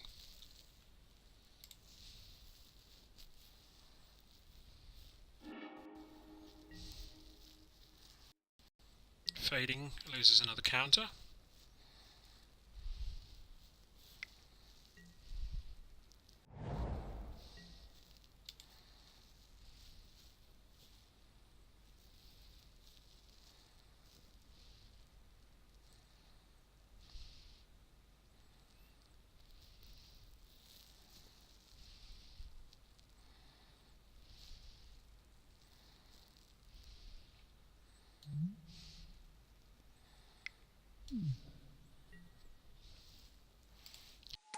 It's fine.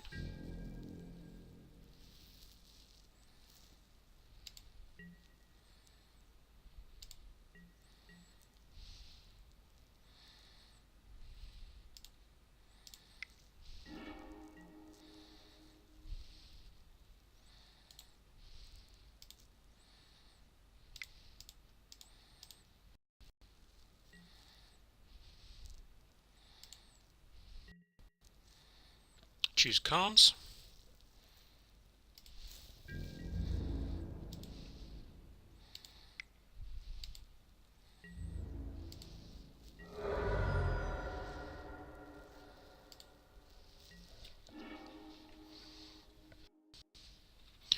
So as long as they don't go off this turn, we've then got counterspell mana that we can keep up.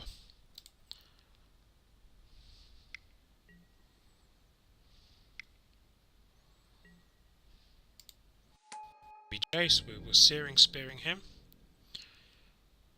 Actual literal baby Jace. Need to get that right.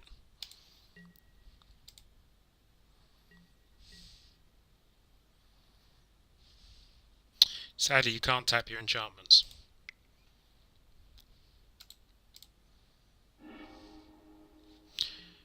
Yeah, we'll be out one this turn, I think. Keep the strip mine for a bit later. At the moment, they've not really got anything worth strip mining. Maybe should have taken that out.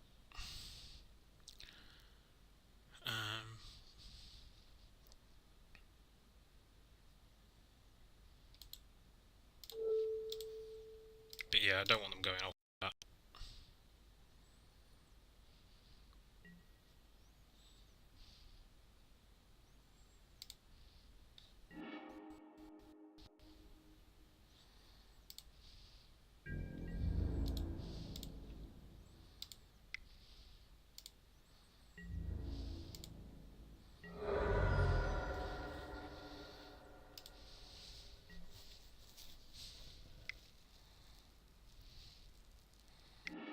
Sacking Hedron Archive. Going looking for 2 cards.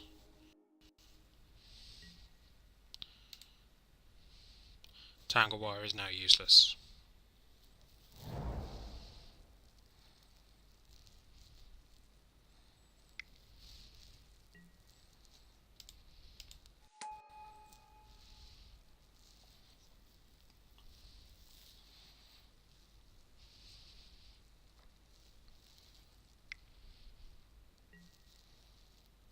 Oh, here we go, they are going off. There's the ritual.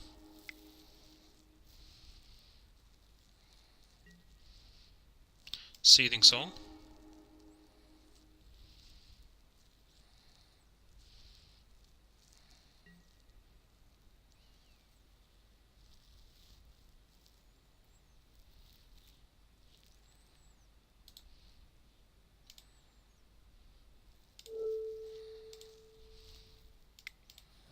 I'm going to counter that.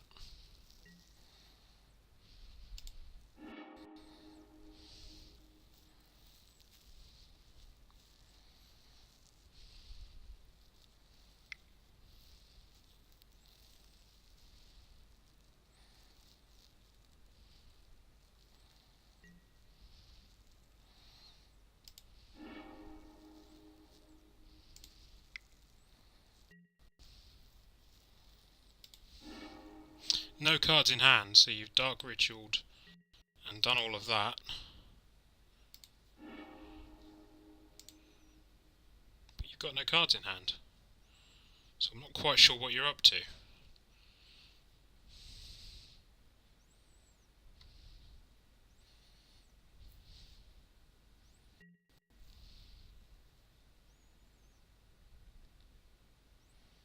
Oh, Yorgmoth is letting you bring these back, isn't it?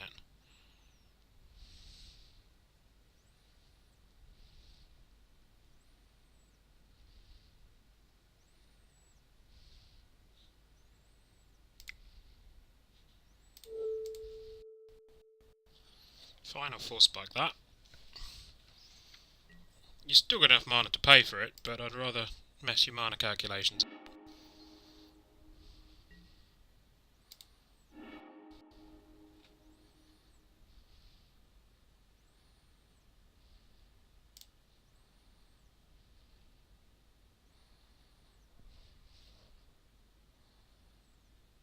Probably should have countered the Yawgmoth. Should read that more closely. Yeah, until end of turn you may play cards from your graveyard. That's the one I should have countered.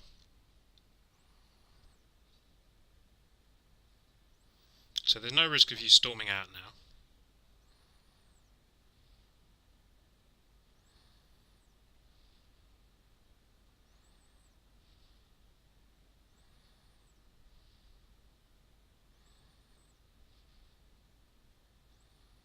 And I get to drop a ruby and a land next turn.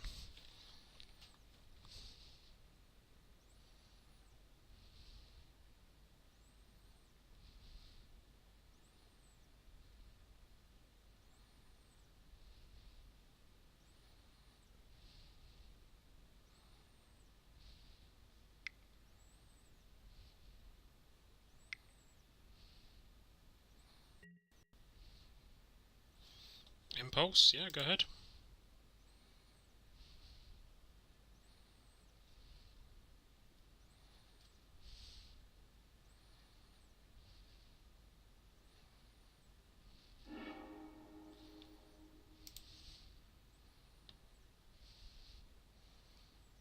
You've got 8 cards, you've got 2 mana left. What are you going to do?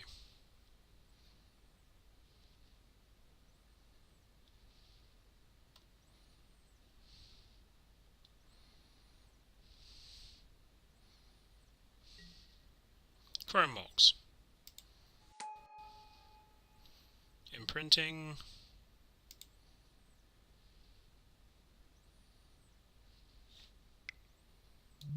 Force of to replay Jace Vryn's Prodigy.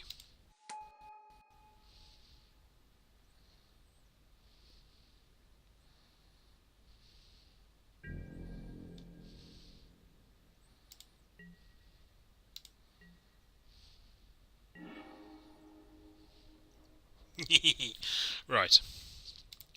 Play that. Cast that.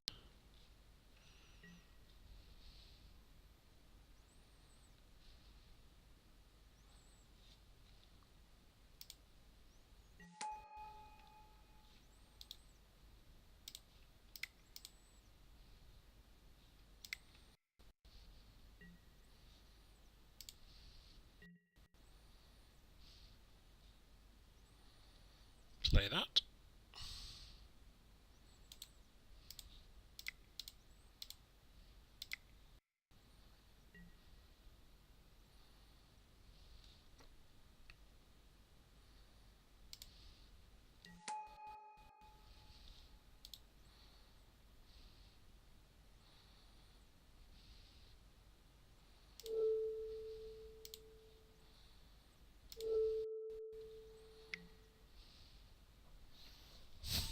Yeah, this is getting a bit nuts. I'm actually running quite low on clock trying to follow this. Probably should have untapped. Oh no, I did untap effectively a land, so that's fine.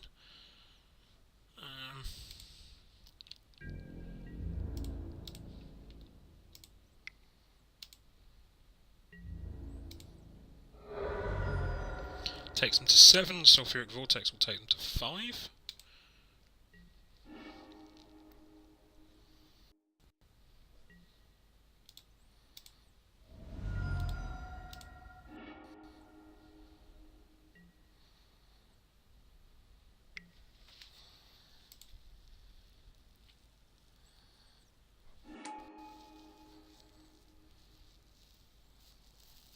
They've lost a lot of their mana accelerators now.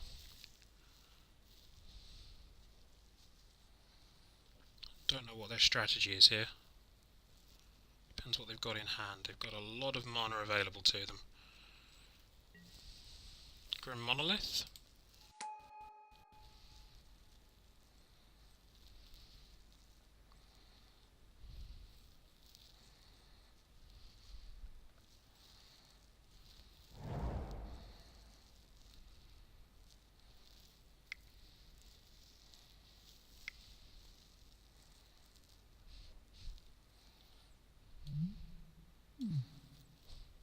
I only need to -2 Ralzaric, and then play something, and then these creatures are lethal on their own. Dark Petition gets you some mana back.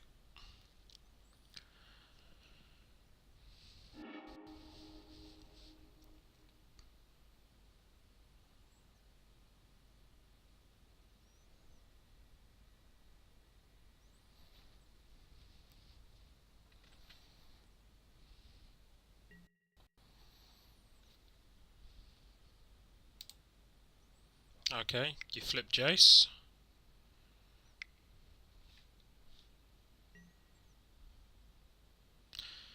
Mine's Desire for 2.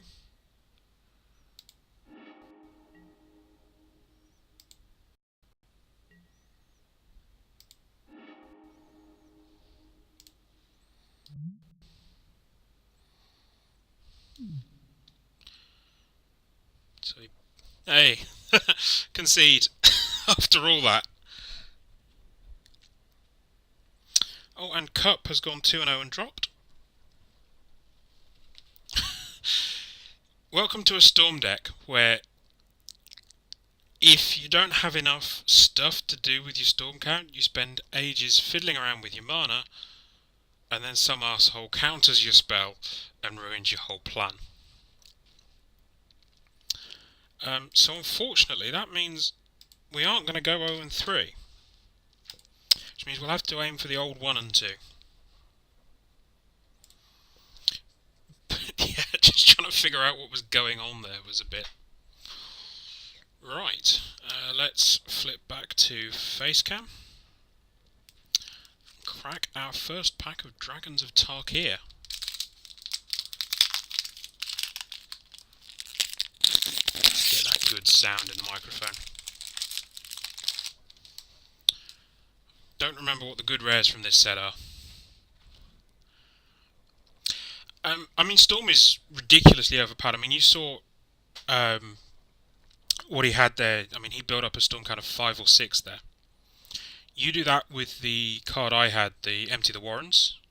That's 12 Goblin tokens. You do that with the one that mills you for 3.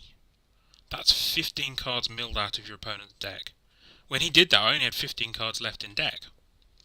He had a lot of the pieces as well. I mean, he had Dark Petition, he had the red one, he had Yawgmoth's Will, which let him recast both of those from the graveyard. He just had no payload. He had nothing to actually storm off with. The card he had of drawing cards is fine, but do you need to draw 10 cards? I mean, you've got to have a pretty good bomb and still have mana left in your mana pool to cast that bomb. Oh, and we're straight into round 3. That was quick. So, I have cracked the pack, but it is currently awaiting something.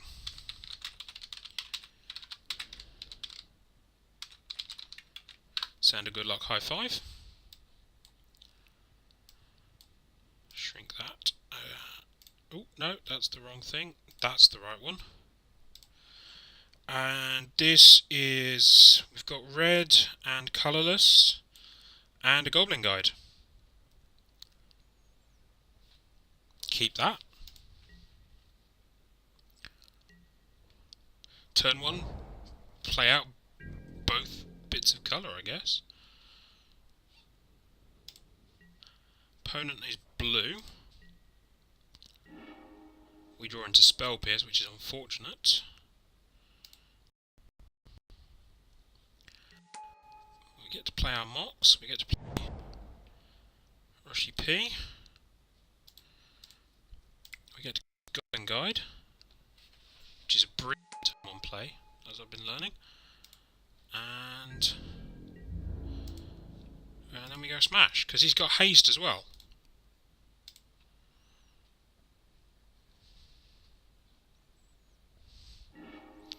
So, and they've got Iona, so this could be the person on the Reanimator plan.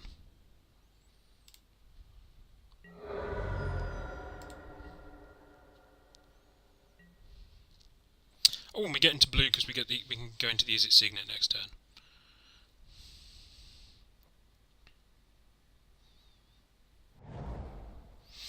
Yeah, absolutely Wolf Amulet. Um, if you watch somebody like LSV, one of the people who really knows what they're doing, um, build a Storm deck, it is absurd. Oh, okay, I'll have a brand new hand. Why not?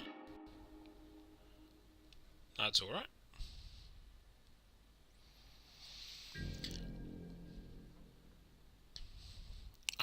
But yeah, it is very dependent. You don't go into Storm unless you open pack 1, pick 1, or pack 1, pick 2.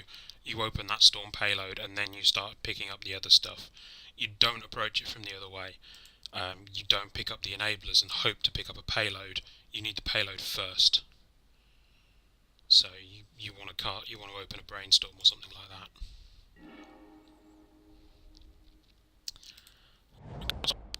Island, and then I am going to cast Young Pyromancer, I think. Can't do that. That way.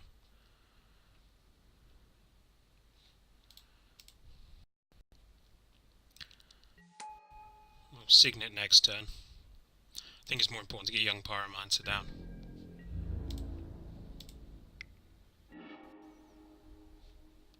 And Anticipate. Interesting.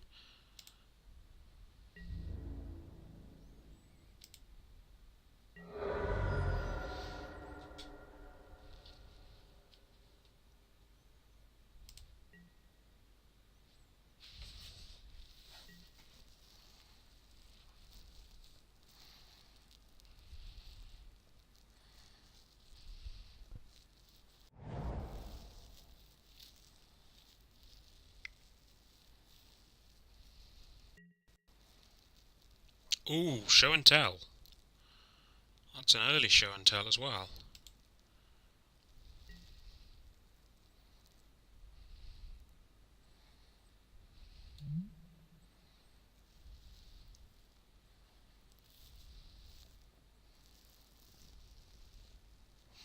Can put an artifact, creature, enchantment or land from my hand onto the battlefield. Thing is, if I can sow a next turn, so it actually kind of makes sense here to drop the Signet. Oh look, Kozilek. This is going to be fun.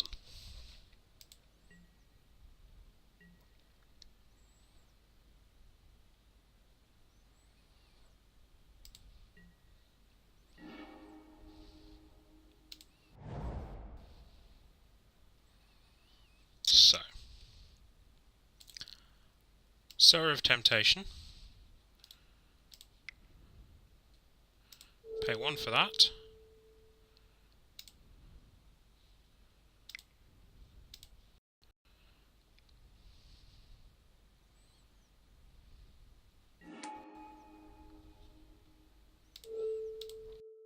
I will just borrow that.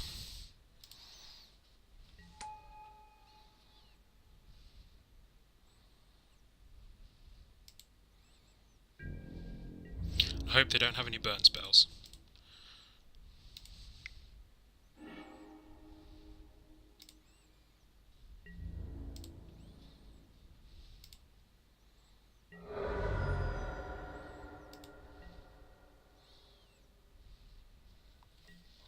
Because they're on 12 now. So unless they can deal with Sower, Kozilek is lethal.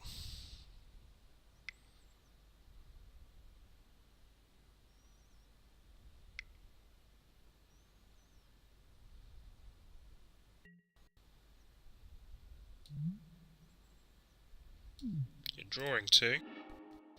You're digging. You've obviously got a 2-mana answer to Kozilek or Sower. What have you got?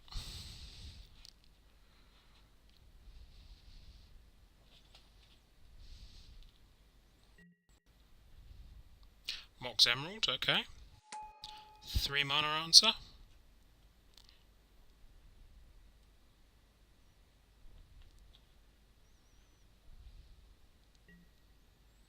Anticipate.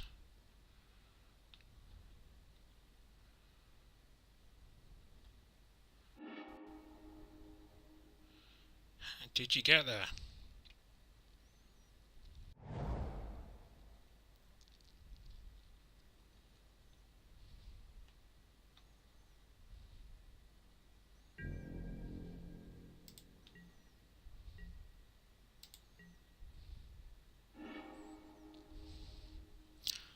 Interesting.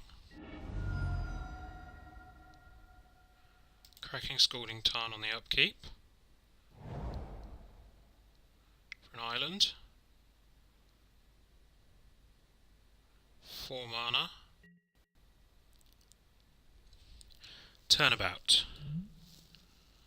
Artifact, creature, or land, tap all untapped permanents of the chosen type.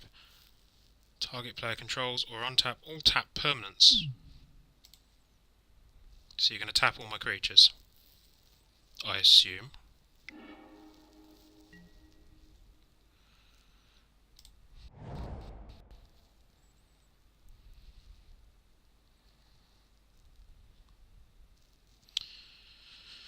Two, three, four, five. That's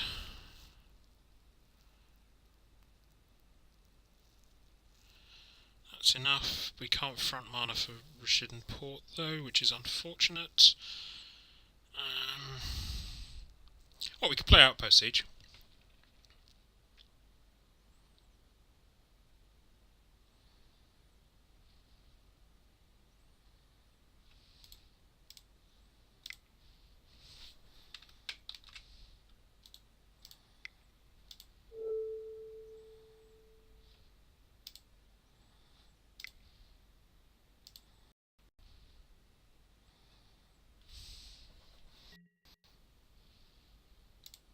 Name cards.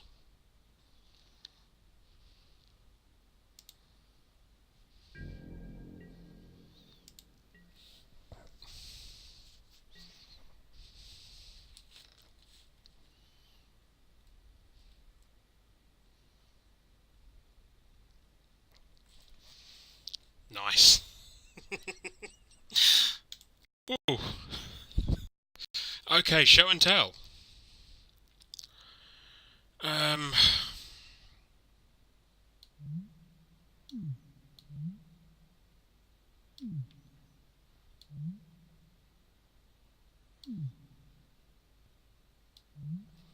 That's a very slow way to try and steal. Yeah, let's make them have it again. Very blue, but I think I stole quite a few of the counter spells. Even if I lose this, I got to steal an opponent's Kozilek. I'm happy. Let's have a look at this. What have we got? Strip Mine, Blood Crypt, and Young Pyromancer.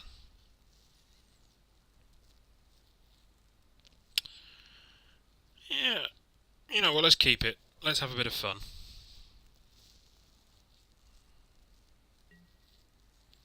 Opponent stayed on 6.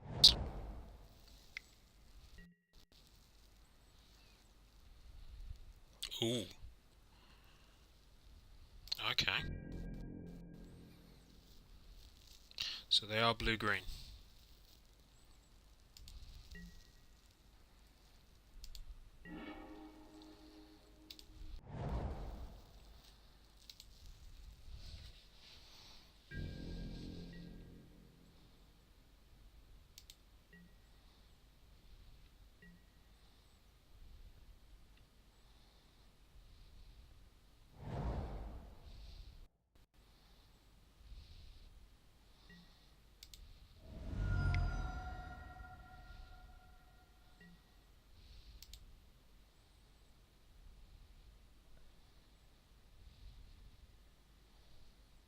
Going digging for show and tell, I presume? Or your payload?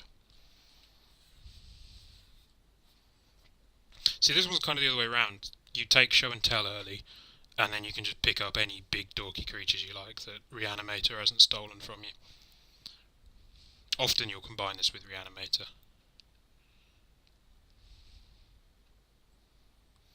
I think there is one called Sneak and Show, because there's another card similar that lets you sneak stuff onto the battlefield.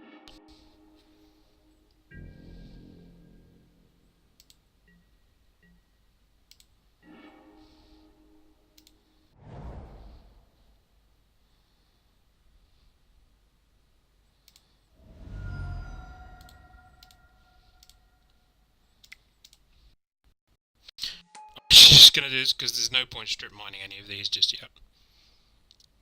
And I'm also a little bit screwed for land right now. Shouldn't really have kept this.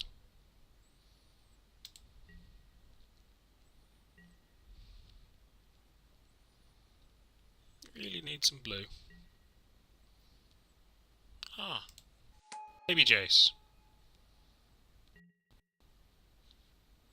Oh, draw a card, thank you. Oh, Spell Pierce. Just what I didn't need.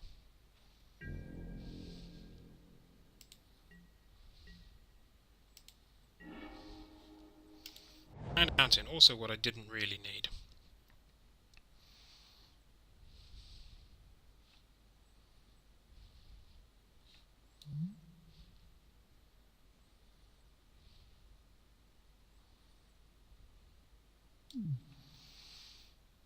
You know what we will do, though?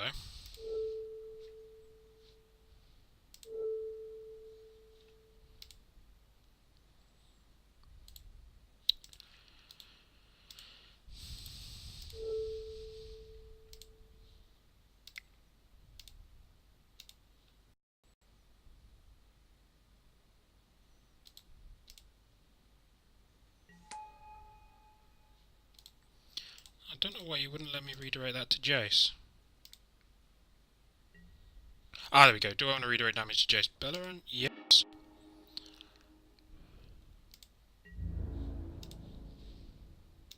And then you can attack Jace.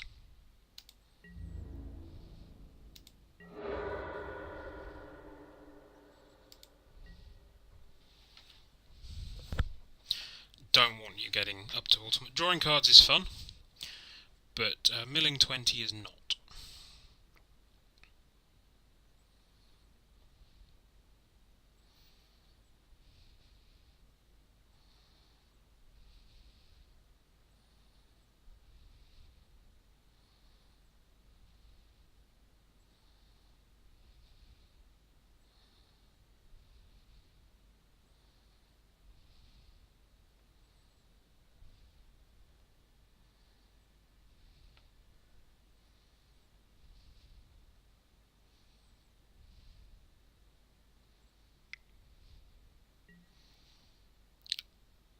Okay. Other Jace. I'm less worried about him.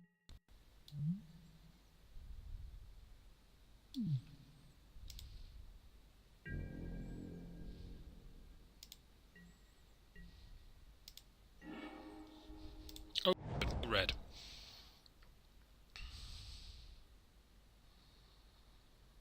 Oh, you could empty the Warrens.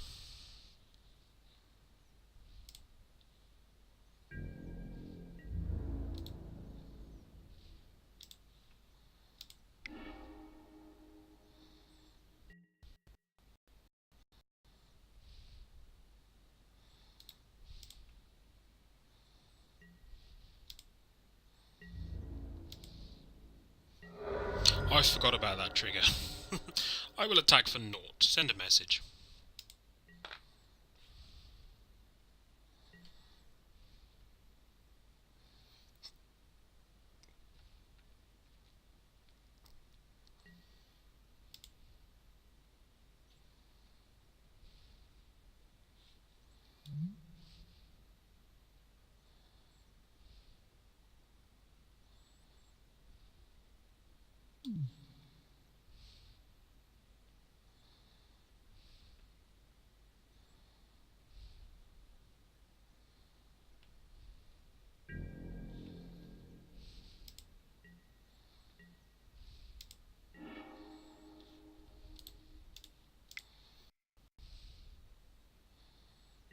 I will cast Swifty.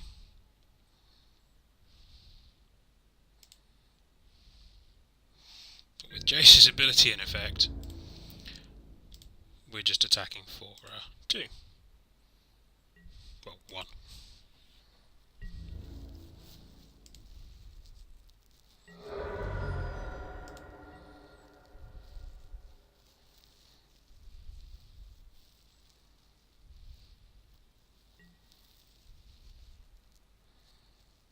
Could really do with an island about now.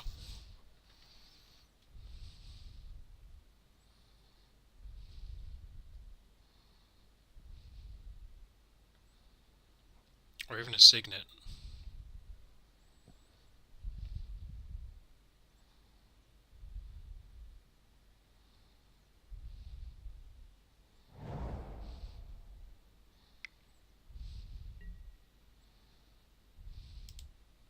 So opponent got all the card draw stuff that I didn't take.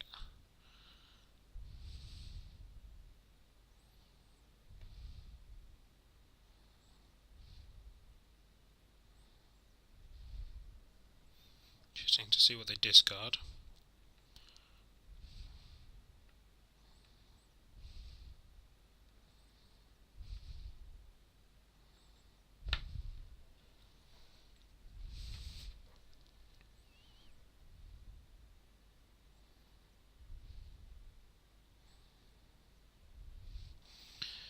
This is the only thing I find with Vintage Cube, and I think kind of Vintage in general, is the time between combos and stuff. I'm just glad this opponent isn't playing top.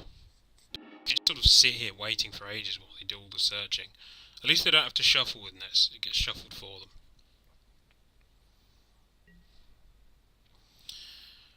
Plussing Jace again.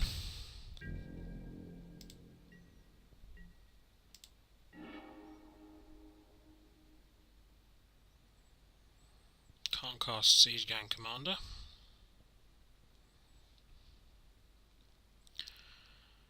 Unfortunately, I think we're going to have to empty the Warrens.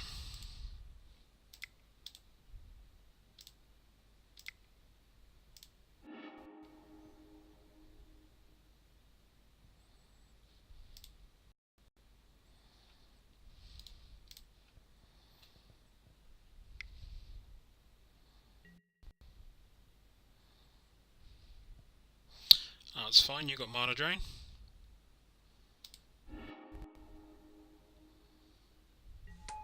It was mostly after the Prowess trigger anyway.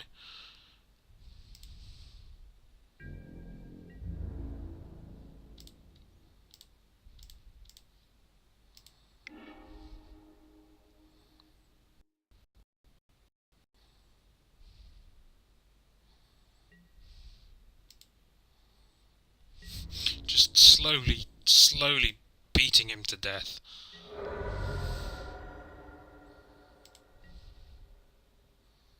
Really need blue.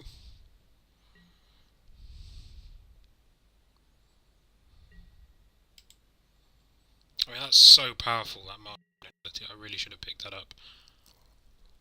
You've got Black Lotus. Good God. What are you doing in the 1-on-1 bracket?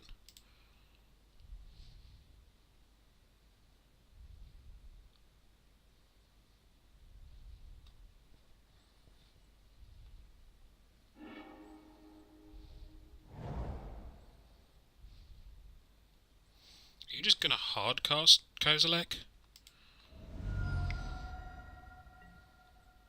Time Twister, okay. Yeah, I can live with that. We've actually got a Signet. And a Sulfuric Vortex.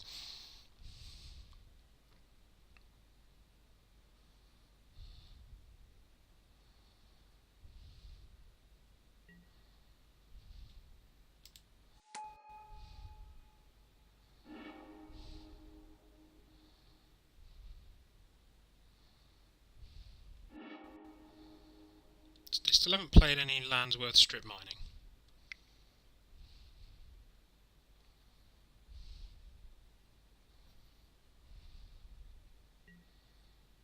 Iona. I presume you're going to choose red.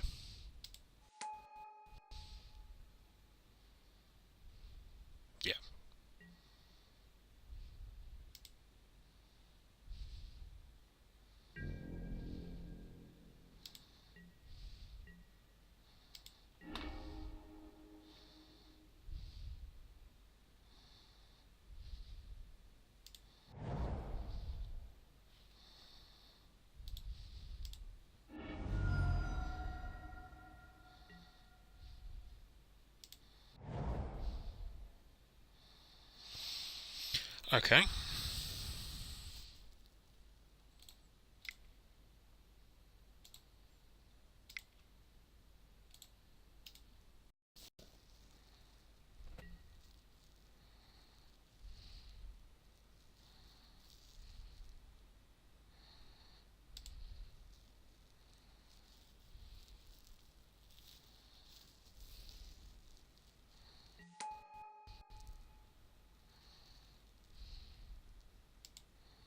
And that's about all I can do this turn.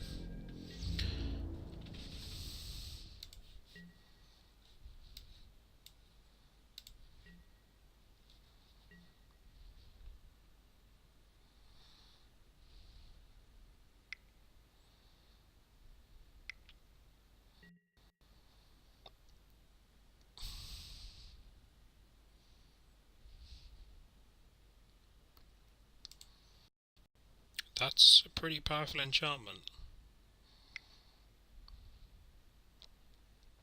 This has got to be Keab.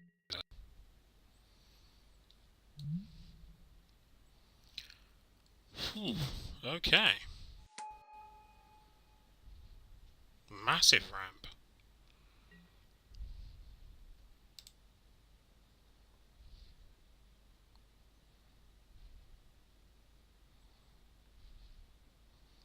So you're about to get 14 mana here.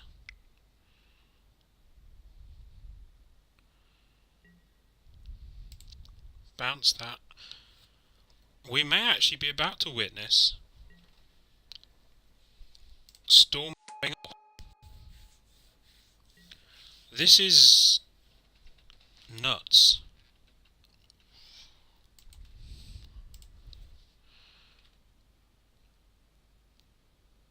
Kind of want to see what their payload is. Also, if I yield to that guy's trigger, they can just keep going and run their clock down a bit. Oh, you're just anticipating now.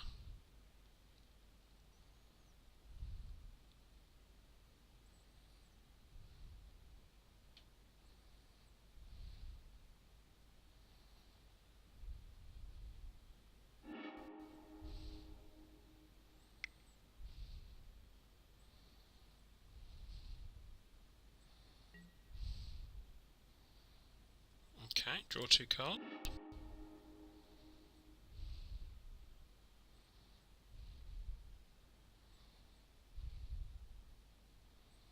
Our only counter spell that we can play is Spell Pierce.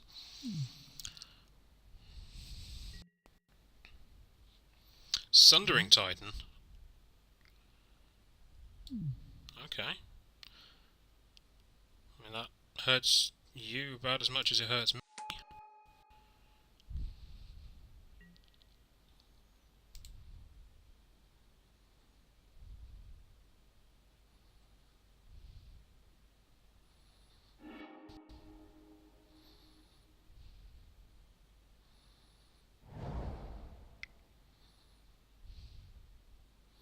Bouncing this guy again.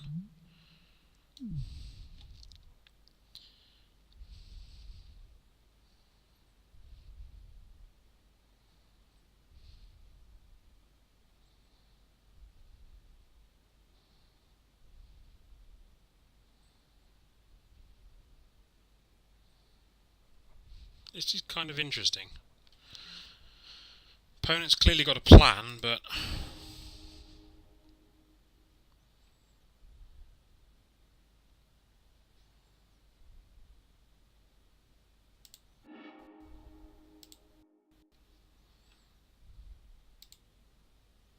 see which you want more.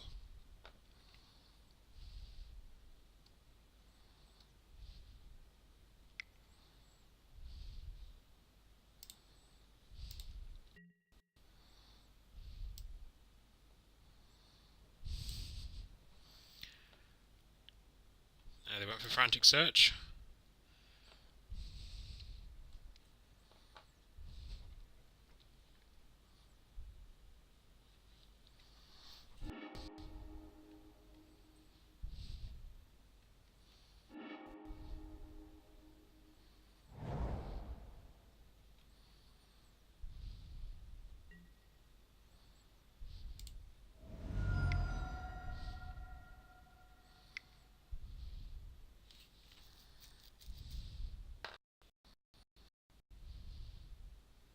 There he is. Can't counter him.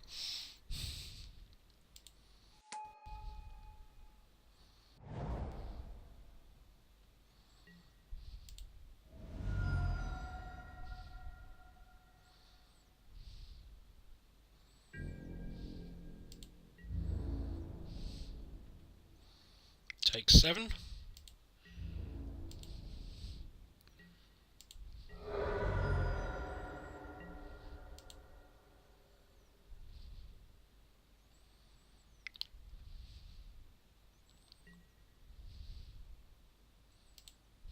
Tap all my creatures or all my lands.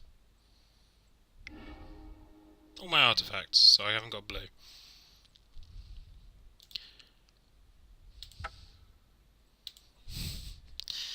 Concede, there's no point seeing what else they've got. They got all the big stuff.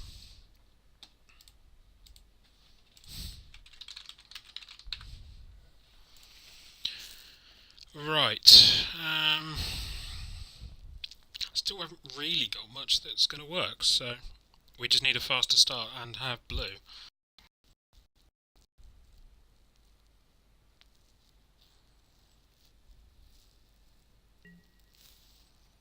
So we will play first. Turn 1 Goblin Guide, turn 2 Young Pyromancer. Yes please. That's exactly the sort of start we want.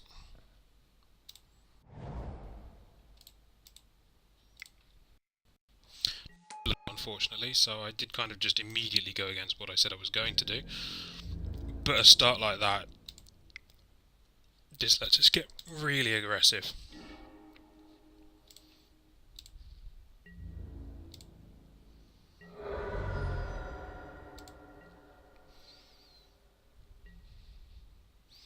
And that's the way you win against these ramp decks. You've just got to get that aggression in really, really early before they can start comboing off. If he can fast bond here again. No, Mox does. That's fine. You'll bounce, discard the island. It's discard, not bounce, that's right.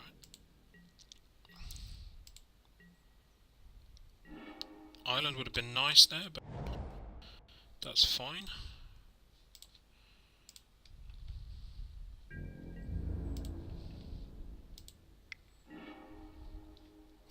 Show and tell, that could be problematic. That's where the show and tell decks win, is they get Kozilek out turn 2 before your opponent can do anything.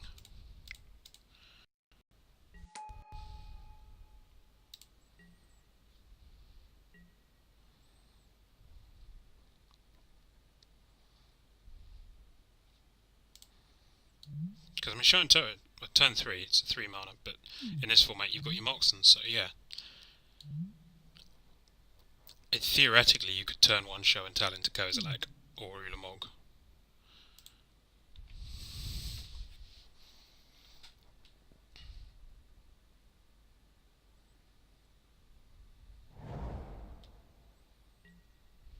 There's Black Lotus.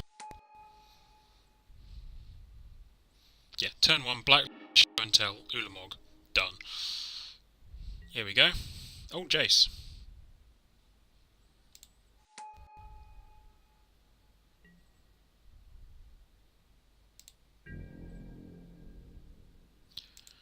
Means we only attack for 2. Island. Swifty. You can play, but sadly Jace there is not playing fair.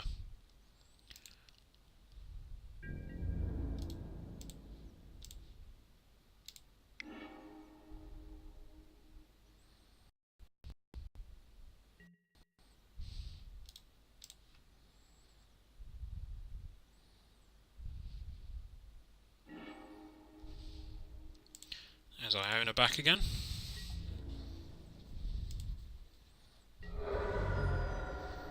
So again, attacking with Swifty there, it's just kind of a send a message.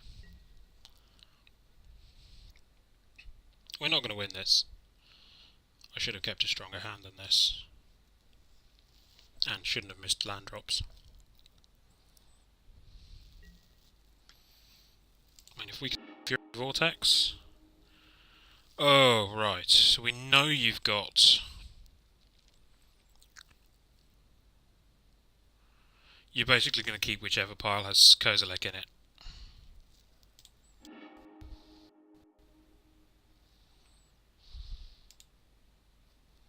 And then you'll show and tell Kozilek. And I can't do anything about it.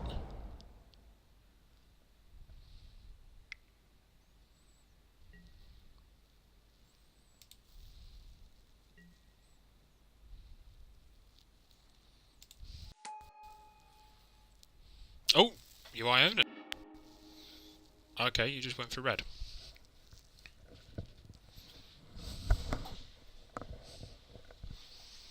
That's interesting. I mean, Iona is still a problem. Oh, you went for Zeran Orb.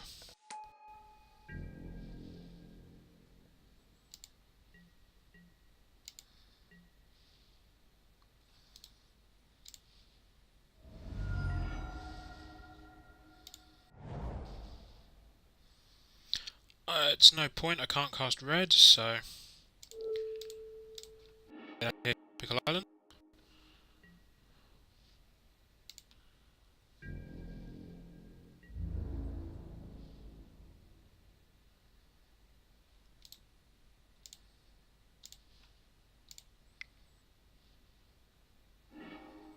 I'm just going to attack madly in here. Because Iona can only block one at a time, so I can still get some extra damage through right now.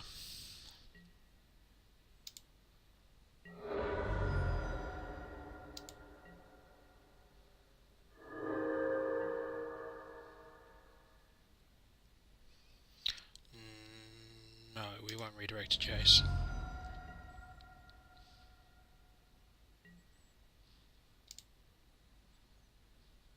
Okay, that shuts down that tactic next turn. We take 7 here. Sadly, this is not a race I can win.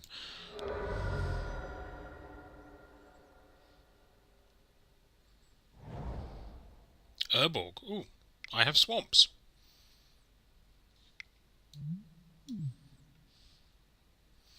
Aw, I was kind of hoping that... See, that says Legendary Land Swamp. I was kind of hoping that these would update as well, but I guess not. Yeah, unfortunately, that triggers the Planeswalker uniqueness rule.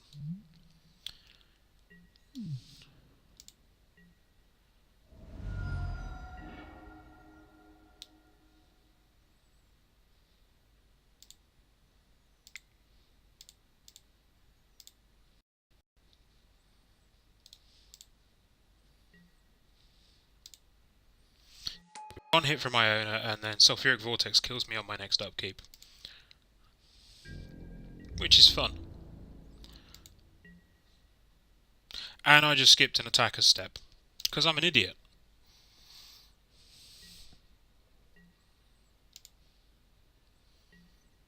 I mean, that would have done 4.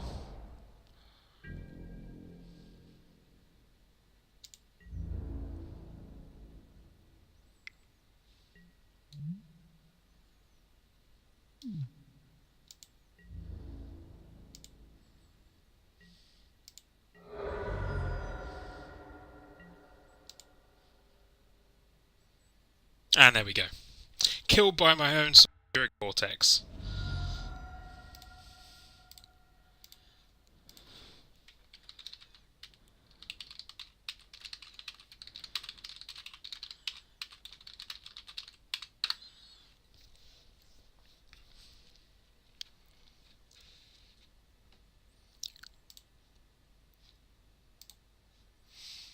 So there we go. The answer to, is it any good? Was not really. But I did at least manage to do that ridiculous play with Kozilek. So as far as I'm concerned, that's a win. That was just brilliant. Couldn't reproduce it, and that was mostly down to silly decisions. I don't know what I did wrong, but, you know, lots of fun. So we had that Dragons of Tarkir pack that I didn't manage to fully crack. So we'll just run through that, and then I'll probably call it there for the night. I still have those to crack, so I will probably look at trying to squeeze some bonus magic streams in. And probably do a bit more this week. Some daytime streams maybe, because I'm off. Family hasn't got a lot planned, so we'll see what happens. But yeah, anyway, right, Dragons of Tarkir, what have we got? I can't remember what the good rares from this set are. Where are we? Colossodon Yearling.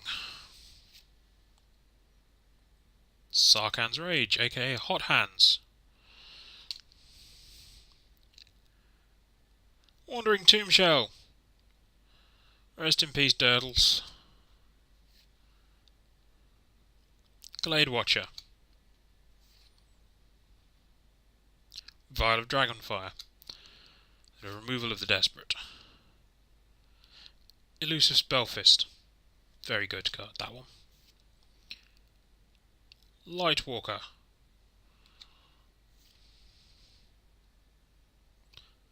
What's up, Draft? Aven Tactician. Scale Blessing. Acid Spewer Dragon. A favourite of mine, but ultimately pretty useless in most draft scenarios. Warbringer. Very, very good. The red-black deck in Dragons was very good. This guy was dash cost costing 2 less. Brilliant. Ojutai's Command for our rare. There we go. That's a pretty nice rare. That's starting to see a bit more play, actually. Oh, we've got a foil. Ojutai's Summons. It's a very nice card. And that's it. No token. And yeah. So yeah, my first pick out of this pack would probably have been Warbringer, looking to try and get into the red-black deck. But yeah, pretty nice packs. So yeah, we shall keep cracking. We shall keep trying to play a bit more Magic while the Keab is around. That was a lot of fun, apart from the parts where we were sitting around not doing a lot, which does tend to happen with Keab. So I might try some Battle for Zendikar again. I've been enjoying that format. And Oath of the Gatewatch hype. Spoiler season starts Monday. You may also notice, if you're paying very careful attention over my shoulder here, the boxes beneath my Zendikar box are 2 boxes of Trivial Pursuit questions ready for my thing, and I'm going to start sorting out overlays and like whether I want to use Skype or see if there's any Google Hangouts plugins and stuff like that to see how I'm actually going to make this work. And then I will start pestering people, and yeah, we will hopefully have a date. It's probably looking like it'll be late January by the time I've got some stuff sorted out for it and know exactly what I want to do. So yeah, thank you all for watching. It's been a lot of fun. The VOD for this I am recording locally, so I'll get that straight up to YouTube. And I may even highlight the that little section of me actually doing something clever. And yeah, because it's always nice to have highlights where you actually show that you are marginally competent at Magic. But yeah, there we go. So yeah, I'm saying yeah a lot. That's probably because it's 10:30 and I'm getting quite tired. So, not going to say it again. Thank you all for watching, and I will be back if I don't do anything tomorrow or Monday. I will be back for my regular stream on Tuesday, probably looking to play a little bit more Freelancer, because that was a lot of fun. I'd like to level up the ship a little bit so we can play around with some better ships, and actually start going to some systems and not worrying about grinding. But we need to beef our ship up a little bit more than it currently is. And tomorrow night will be on Carmware Hats' channel. Will be Culture Clash, I believe.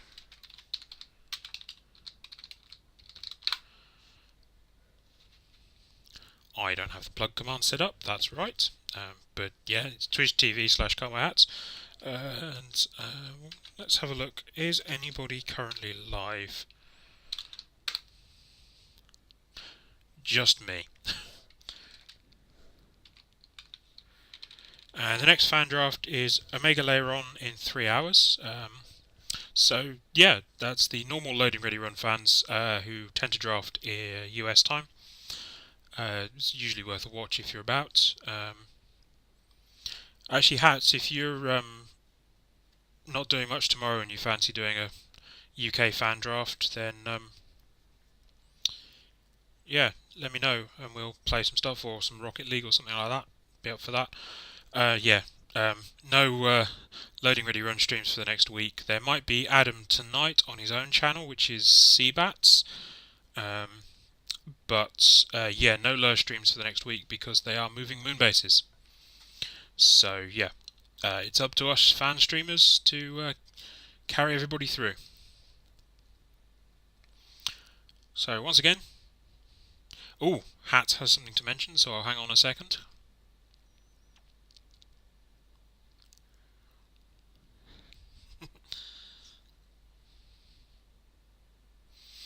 Yeah, I saw him on. Oh, no culture clash, but Hats will something. Wasteland and Chill, maybe, from Hats. We'll see what happens. Our HP's still recovering. That's pretty miserable, being sick over Christmas. Well, we'll send our good thoughts to HP, and Landmower is busy being Landmower, so I think maybe we need to start looking at recruiting a Culture Clash B team Hats. But yeah, so yeah, there will be stuff.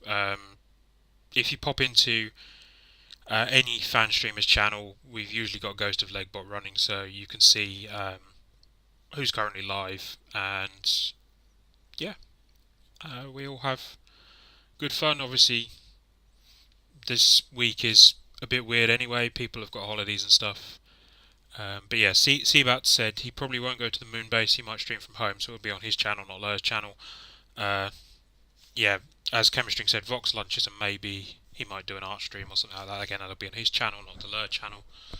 But yeah, we will keep you entertained with streams throughout the week as we run away from various family encounters and spend our time making silly faces on the internet instead. There you go, silly faces on the internet. Brilliant. So yeah, I am going to stop the stream now. I'm going to stop rambling and I'm going to go and get something to drink and go to sleep, I think. Anyway, good night.